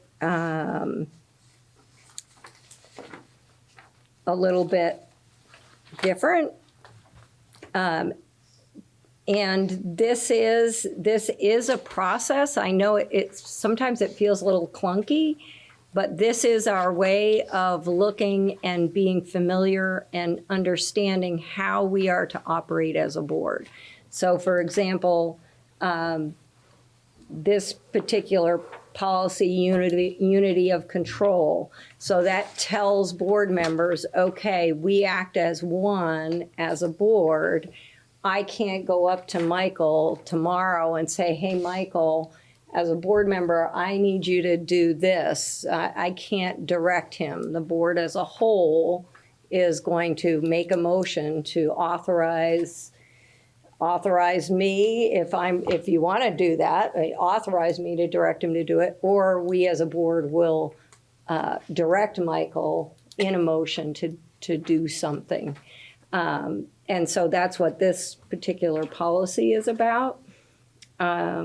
And so we monitor it, we see how we're doing. In my view, and looking through, I believe we've been following our own policy, and that's kind of what we're checking on. But if we aren't, that would then be an opportunity to maybe at the next meeting look at, do we want to make some changes to this policy, maybe to be more specific because we're not behaving as we should be, or what have you. This process allows us to do that. And then one of the changes that that we talked about, because it has been an issue in the past, is people have looked and said, oh man, we haven't changed this policy since 2016. But in reality, what we talked about in the training is when you've done a self-evaluation of the policy and you've realized that the policy is working, we understand it, it's doing what it's supposed to be doing, that is counting as a review of that policy. So you can then you update when you've last reviewed the policy, so that you don't look back at your policies that are online and say, oh my gosh, we haven't looked at this since 2016, when we actually, if you look at our annual agenda, we evaluate the policies that govern board behavior yearly. So they should be reflecting that online as well. So anyway, did folks get a chance to look at the different format? Do you feel like that might be easier? Is it more helpful when you kind of evaluate how are we working as a board? Are we following our own policies? Or do you want to stick with the same format? I mean, I guess the question I have when I look at the format is I wonder, I think for me, when we go through this process of like evaluation of our work, there's so much to do in any given board meeting, and it's like I review it beforehand, and then we get here and it's like, yeah, okay, what you wrote in there, like this looks good. And I wonder, like, I think there's an inherent tension in the time that we have and the things that we want to work on, and like what I think any attempt to revise how we do this, I think, is probably an attempt to like get us to really think more, right, and talk about it. And I don't know. When I look at the format, I'm like, I wonder if I'll still do the same thing every time. You're being honest. I appreciate that. And they're pretty. I mean, if you, they are also fairly straightforward. So it's sort of like, unless we're behaving, and we've been a fairly well-behaved board. So it's not as if, there's a lot of, like, oh man, this board, we're not following our own policies generally. So it also makes that review process go pretty quickly, because it's like, yeah, I'm understanding how I'm supposed to be behaving as a board, and yes, we are doing that. You know what I mean? Right, So does it need an in-depth discussion? Right, exactly. So, yeah, I think, part of one of the executive limitations is Michael's to bring to us, when we've been out of sort of compliance with open meeting law, our own policies outside of board meetings. And we don't hear that every month. So I think some of it is that we, Right. For the most part, it is working. And I feel the same tension Rachel feels. I mean, I actually sit down and I read this and I sort of think about the year prior, any of the hiccups that we've had. Does it fall into this bucket? Does it not? And then we get here and I'm like, I'm really tired. And I feel like nothing raised to a red flag for me. So I feel like, check. I feel like check on to the next thing. So, and I also feel like this is a board where I'm comfortable enough. If I had a concern, I would say it. Or if there was something significant.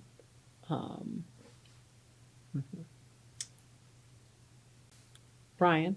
Would you like us to cause more trouble? Preferably no, as the board chair. I would love it if you didn't. I mean, I think the good kind of trouble where you're reaching out and hearing from the community, that's wonderful, but, you know, Always love having trouble. unwarned meetings and going against open meeting law would not be ideal. Well, So I'm getting the sense that the current process is working so far. We can always revisit if we have to. The other thing that is another option, we don't do this, other boards do it. And it's a little bit, it's in addition to, so this self-eval part, that is part of being in a policy governance board. We need to be making sure that we're evaluating our behavior to our board policies. Other boards or policy governance boards can also do what many other boards do. At the end of a board meeting, they do sort of a quick look at kind of how they're doing in terms of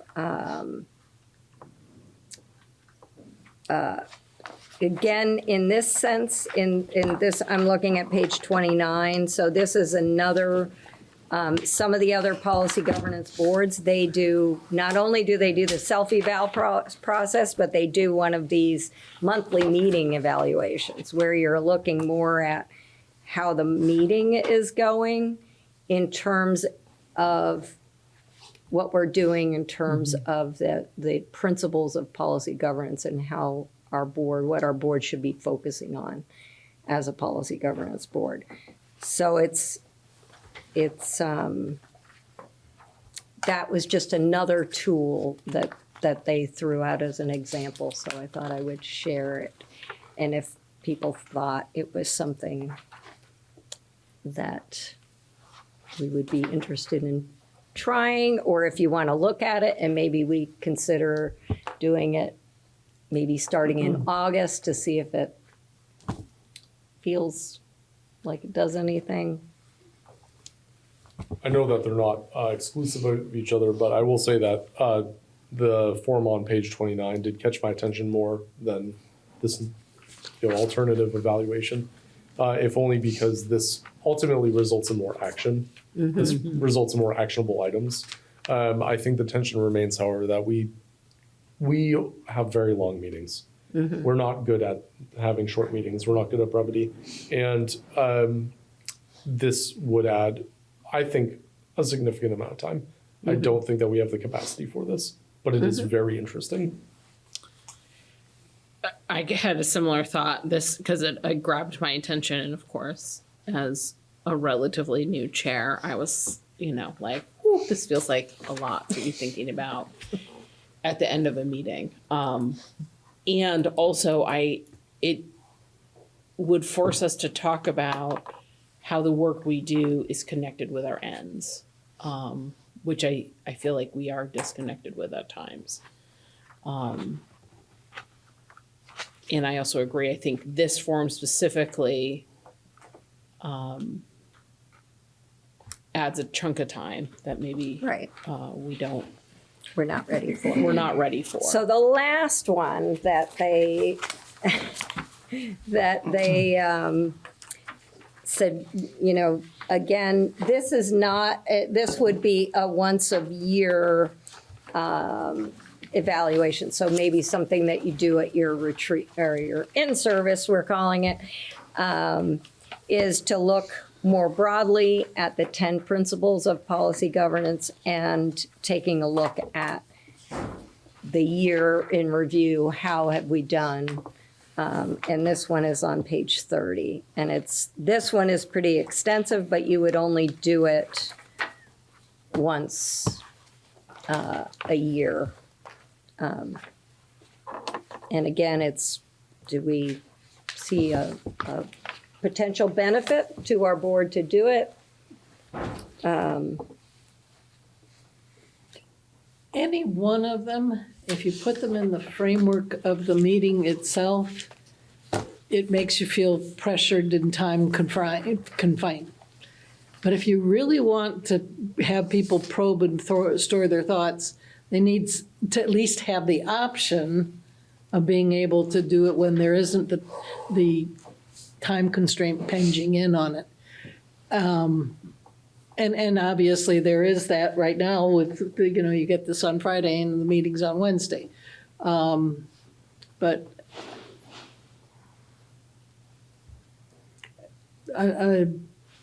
it needs to at least have that kind of a time frame that you can have some flexibility in which you can get your comments out if there's something that's pressing that you want to have discussed, that you want to pull out. Around our process or around our own self-evaluation, questions around our policy. I'm trying to. This form, I mean, I wouldn't want to be getting this on our in-service gathering and trying to have everybody fill it out at that setting. That would be confining it into a time frame where you don't have some time to think in different directions if you want to. So that's my reason for saying it in that context. Right, that's the referencing the one on page 29. That one would 29. be, But is- that would be a monthly meeting, like at the end of a meeting. So someone, the way they explained it, No, I'm these thinking other. 30. is where Okay, I'm so thinking. 30 would be something that you would get ahead of time, like prior to the July in-service, to sort of look at these things and complete it on your own time, say at the end of the June meeting, or, you would have time to do it. The question is, does the board see some value in that? Do you see a value in looking at that information? Or is it just busy work? Because, it's not required. What is required in terms of our work as a board is to make sure that we are reviewing and evaluating our behavior to each of our policies. But this is sort of a more broader, general, the principles behind the governance system, what you're aiming toward, to kind of make sure that you're focusing on those things. So it's a matter of, and maybe folks haven't had enough time to look at it to say, would this be worthwhile? And we are still going to be talking about our July in-service time, so maybe take a look at this one from page 30 to 31 to see if you feel like that is a good sort of recap for us to look at in July, So or not. I do have a comment to make in that, given how the fidelity of human memory works, the only things that will stand out will be significant issues, which should have probably already been addressed. So whatever merit that does exist in this, it's more reflective of what did we do to improve versus what do we need to do. And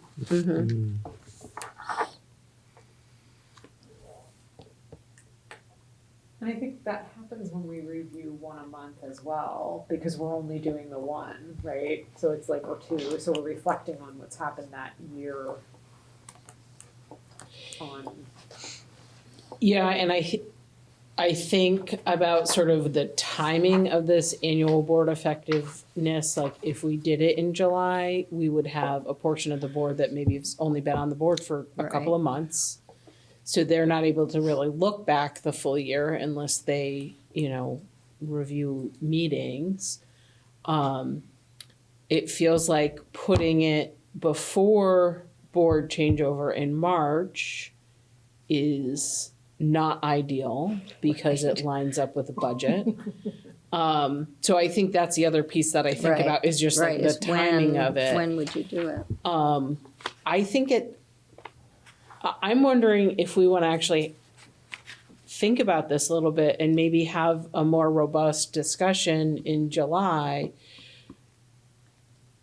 where traditionally we've sort of been able to sort of, dig into some of these things and chew on them a little bit more, because I think one of the things that highlighted for me is like that disconnection to ends and that we have in our monthly meetings, and are we doing the work towards ends?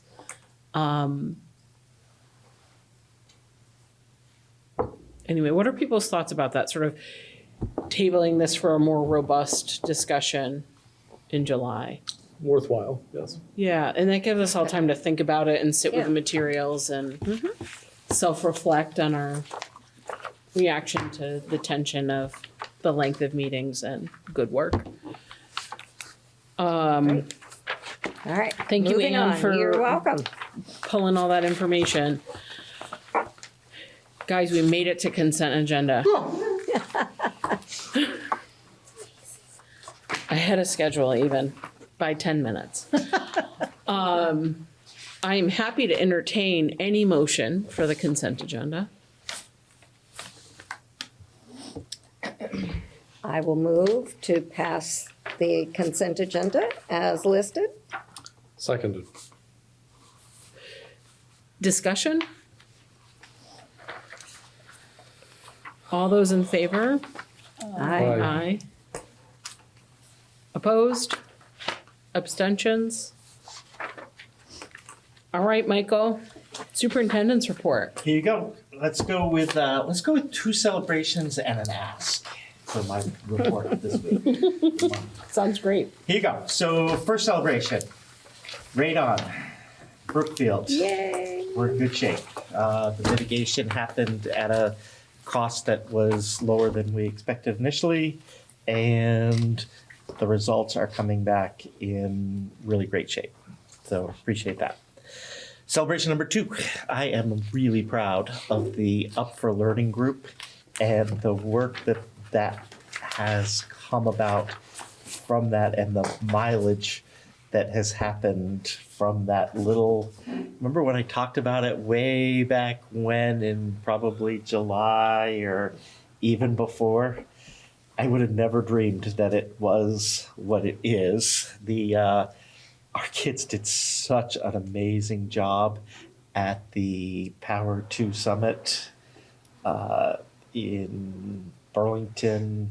I think that was just last week. And I'm really looking forward to the keynote that they'll be doing next Thursday. So they've had a busy May. Who knows what's next on their docket, but really excited about the work that they've done. I outlined it a lot more in the report, but just really excited about that. And I've shared it with you before, but it makes me smile to share it with you again. It's one of those opportunities that as a superintendent, you don't realize how much time you don't get to work with students until you do get to work with students on something like this. So it's really been fantastic. The ask, so in the legislative report, part of my board report is the yield bill. And the House passed a yield bill which has them using half of the general fund surplus to pay down the tax rate that you've already got the voters to approve at a higher rate than what it's going to be. The Senate wants to use all of the surplus. So the House is doing half this year, and one would assume that they're talking about half the next year. The Senate wants to use it all now, essentially. I'm oversimplifying. My ask to you would be, is if you think it would be better to be clear that, sure, you want to use the full surplus, but you want to use half this year and half next year, write your reps, because it's headed to conference committee, and then it's got to come back for a vote. Needs a little pressure to. You know who's on the Good conference there. committee? I don't off the top of my head.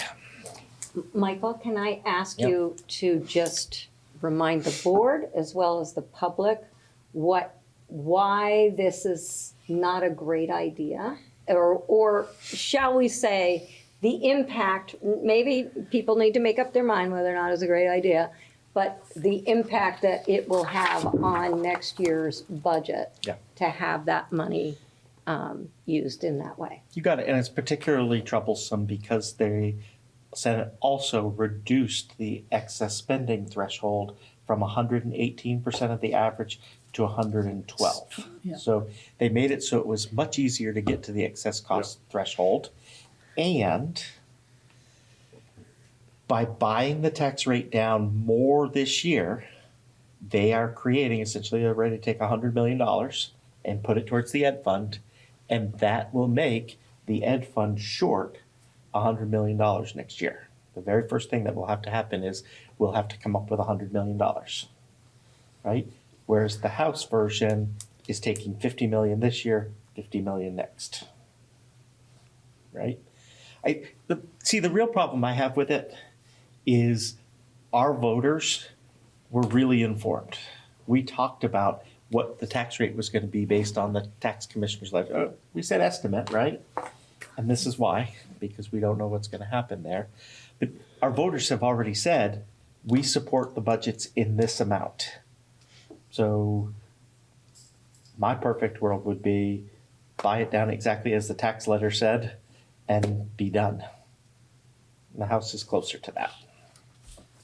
So it creates many people refer to it as a fiscal cliff. And so the Senate bill will create a $100 million fiscal cliff that we'll have to figure it out next year.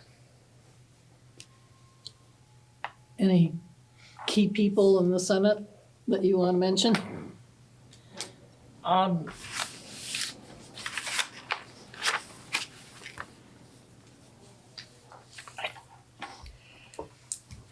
try not to be too political. You know, just looking to see if my notes here have the. I don't have who's on that in this particular set of notes that I brought.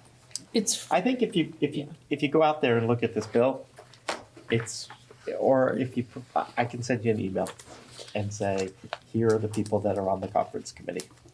Here's my cliff notes for legislative stuff is I just write in Vermont legislature H dot whatever it is 2026. You have to put the year there and hit search, and usually one of the first things that comes up on Google is a link right to the legislative page with the documentation, where it's in committee, who the committee members are. That's the easiest way I found, and then you don't have to do a lot of manual tracking.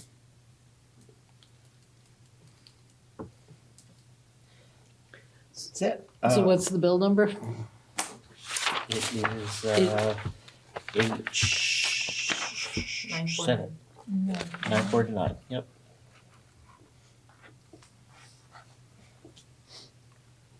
I can't remember if the VSBA alerted us to that one also? Yeah. I think they have, So yeah. I always take the legislative alerts that the VSBA do. That is where I'm updating. I'm just taking their information. In fact, this Is one was from the everybody VSBA getting the May 5. VSBA? Mm-hmm. Okay, good, just want to make sure. Happy to talk about anything else that's in my report, but also sensitive to the fact that you have long meetings. Any other questions or thoughts?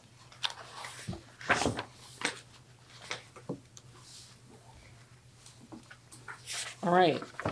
Action item recap. If you've got burning Robert's Rules questions, send them to Anne by the end of June. If you have non-burning Robert Rules questions, send them to Anne by the end of June. And then I just put on here a reminder for myself to talk more about the concept of the board annual review at our next meeting, our July meeting. our next meeting has been moved to, Can, What was before you it? jump to the next meeting, can I ask a question under the action? yeah, Am I supposed to be preparing something for the board for the next meeting?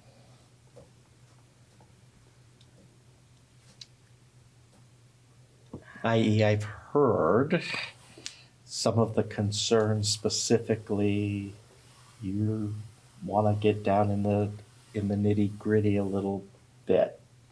And I have to figure out how to do that. If you want to do that, I'm happy to try to figure out how to do that, to do it in a way that's sensitive, right? So as I'm raising concerns, they have to raise them in a productive, non-finger pointing kind of way. And so we've got to be aware of that. I don't think I really want to come here with a whole big old laundry list of all the little things, but sort of the big pieces that I've tried to start surfacing. I can bring ideas. If there's things that you're looking for in particular, I'm happy to do that. I'm also happy not to do that. This is for the transition, right? Well, I think that, so what I hear in the conversation is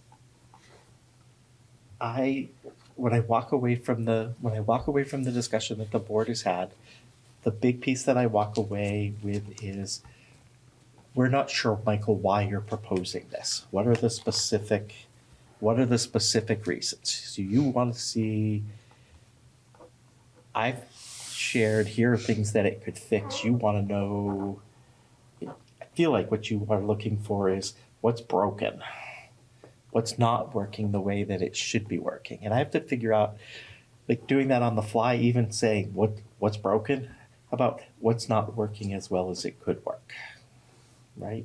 I'd like to know specifically, what are the biggest problems, the biggest issues, the biggest hurdles, I guess would be a better word, that face the district from an administrative perspective, meaning, you know, the logistics of the buildings themselves, the staff members in them.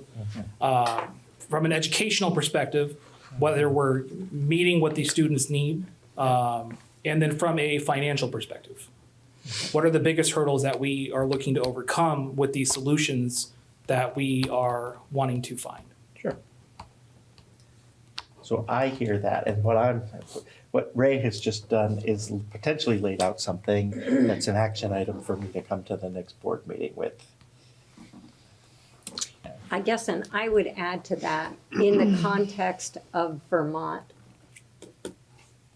in terms of the demographic context, the potential or sort of, I mean, it's really hard to predict where we're going to go. When you say demographic, do you mean population? Yeah, density, yeah, I mean, numbers? Okay. Yeah, because that is impacting Vermont. And our demographics we're sort of the canary in the coal mine for the whole nation in many ways. And it is a challenge. And we have that and we have the geography and Vermont is not, it's a little bit different than some other parts of the country in terms of just the way we've developed. So I guess let me kind of add to that is, Michael, do you think there's anything novel or unique to Vermont that we're also looking to overcome? Things that we can't look to other states or other entities and how they've solved these problems? Perhaps that's something that is that what you're trying to get at? Yeah. I mean, we're not flat. We're not close necessarily, but we are fairly sparsely populated. So there are some of those issues that sort of are within the context of all of the other issues that you sort of, highlighted. You got to look at them in the context of, we live here in Vermont with this geography, with this demographic situation, with the other pressures that our state is facing. So not that you have to cover everything, but just, the big ones that sort of hit on. Yeah, the so- impact on the schools. So I think what I'm appreciative of is that we need to do this in bite-sized chunks. I can't walk in with a big old binder and say, okay, buckle up, we're gonna be here for the next 5 hours, I'm gonna work my way through this. It felt like today, so last board meeting, it felt like a lot, well, let's use the phrase, I felt like the fire hose was on full blast, right? This meeting felt like, okay, this is bite-sized. This one felt more reasonable. So keeping moving forward and saying, hey, what are we gonna do? What are the problems we're trying to solve is what I'm walking away from hearing you say. And then I'm hearing, as you're talking about the action items, can I put that in the context of Vermont? And so I can at least start to do that, right? I think that we could be back at the fire hose if I tried to recap the whole legislative session about the novelty, about what's going on with that, or say the last 10 years of how Vermont's progressed. But in the end, you're dealing with all of that. That's all coming into the mix in some way, shape, or form. So you are trying to get your hands around it. I think the other thing I've kind of been thinking about when I try to really look at that 10,000 foot view is not only what are our barriers or the problems that we're trying to solve, but what are some of our innate opportunities that maybe it doesn't solve a problem that we have, but by doing it differently, it would create opportunity or possibilities that maybe it's fine now, but maybe it could be better or different in another. I'm not saying it very well, but Yes. I would say have that vision guided not just by the barriers and the problems, but what other opportunities do we have? What are our strengths as a district and as communities, and what are our weaknesses? And how do we sort of reconcile it within these opportunities and barriers? And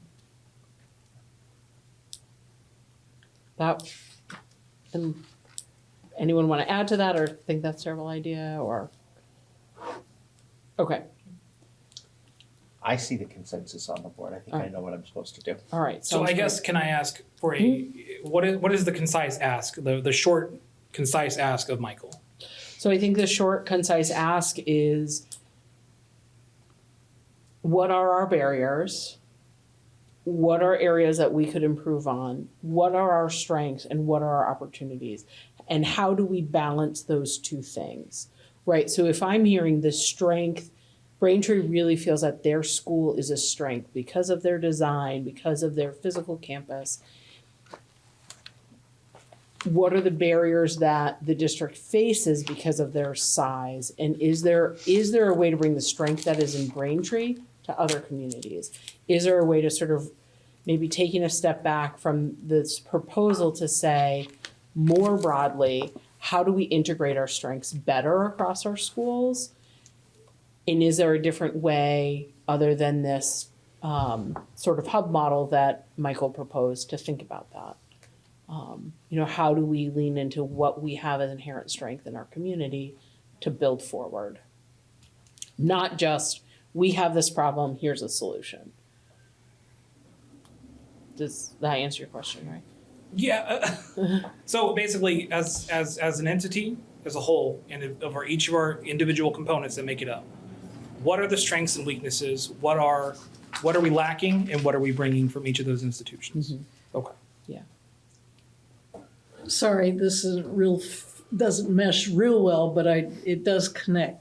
One of the things is we look at, how do we make the educational opportunity more equitable kind of scenario, which may be kind of the overall drive for considering something else. You maybe have to look at the other side of that, where the educational dynamics, because of this team and the way that they've been teaming together, they're able to overcompensate for some of the other kinds of deficiencies, and maybe we're going to split something apart that's really working well that shouldn't be in the same in the same voice. Sorry, Mike. No, I think I have enough, and you've not boxed me in enough that I'm right. I'm trying to picture, how do I do this in a way that's sensitive, that's compassionate, that this is the life work of lots of people. And so when I bring up something that is a concern or that I think could do better, there will be people that perceive that as I am being negative to the life work that they're proud of doing. And so I'll preface this and put us in the right place to have that conversation next time. I think that it's beneficial that it's on the 17th, so nobody's doing that life work right there. They're all taking a little bit of a break, and people will watch and be a part of that process, but it won't feel like it's right in the face. And I've got to figure out, I do have to figure out how to do it in a sensitive, caring, compassionate kind of way. And we all are going to have to be thoughtful and sensitive to that. The advantage that I'm going to have is I'm going to come to you with weeks worth of being able to work on this, and you're going to hear it in the moment, right? So think about what does that sound like? Not just we, but the community too, so, yeah. Yeah, but I think for me, what I want to do is I also want to protect you. I don't want you to have one of those moments where you say something and people are offended by it, right? I'm trying to figure out how not to, how to have that conversation in a I do feel productive, that positive while way. we do need to be sensitive, because people's livelihoods are being talked about and discussed, it is very important, and I know you're going to be, but it's very important to be objective and frank, as it needs. It also seems like one way to be sensitive and make this really productive. And I know it's a limited amount of time, but as much as possible, getting feedback from each of the schools, from folks that are there about, do they agree that these are the problems, or like what are they seeing as the strengths? Yeah. So I think the board gets to tell me what you're looking for, and I'll bring that to you. I'll also comment that the dynamic that they have with that teaming compadre at Braintree, it's don't not think- easy to replicate. Yeah, I don't think we should get into detail here Okay, about fine. individual places. I do not want to be in that spot. It strikes me that we are short on time for this proposal, right? We have June, July, August, September, and I think you like to write the budget by then, begin writing the budget by then. You have to start making priorities. So September, we talk about a budget timeline. Yep. And then and you start talking about your priorities there. And so by October, you're really clear on what your priorities are. By November, you're seeing the first draft. By December, Right. you're seeing the second draft. And by January, you're accepting it. So this is about your priorities, and I can't turn right there. So what I'm saying though is that we have a lot to discuss by October to come to that decision of what we ask you to do. Correct. And I want to acknowledge that there's not a lot of time before then. And I think that this is a profound decision Yes. that Have to be this year. It doesn't have to be this year. I know. Yeah. I understand that. But so just, I want to acknowledge that if if there is a timeline that you have in mind that you need from us, it may be worth discussing in formalizing. We need to do X, Y, and Z by this month. We need to do X, Y, and Z by this month. I think that's a good thing to bring, right? You have to be able to have your priorities pretty clear no later than that September meeting. You've got to be signaling to me, And what am I doing? Okay. realistically, July and August, in terms of public input, they're kind of going. The only other one, the last thing I'll say too is that I'm interested in the plan or the idea that you brought up, Rachel, regarding just investing in Brookfield, and I want to explore that more.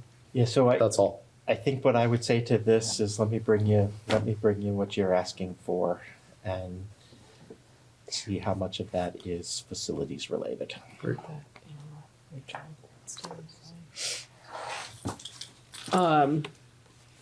So there's warrants that a couple people still need to sign before you head out of here. Any more comments on what Michael needs to bring next meeting? All right, sounds like you feel clear on what you need to do. I feel clear enough. All right. Cock-a-doodle pizza. Cock-a-doodle pizza. No executive session is needed tonight. As far as I know, there's not a need for a special meeting coming up. If that changes, I'll let you know. We'll move our regular board meeting to the 17th. And then Michael and Ann, do we want to bump our agenda planning back a week just to? Well, and especially since once the agenda is set, we can't change it. Yeah, so you want to meet on June 9th? Oh, we can't, we're meeting with June. On June. Oh, right, we set that up with Jean. Well, So we can meet with Jeannie, and then if we need to do anything else, we can schedule another quick. perfect, sounds great. All right. I need to talk to you because I need to, I need your help. clear. No, it's not. And it's, all right, we are adjourned.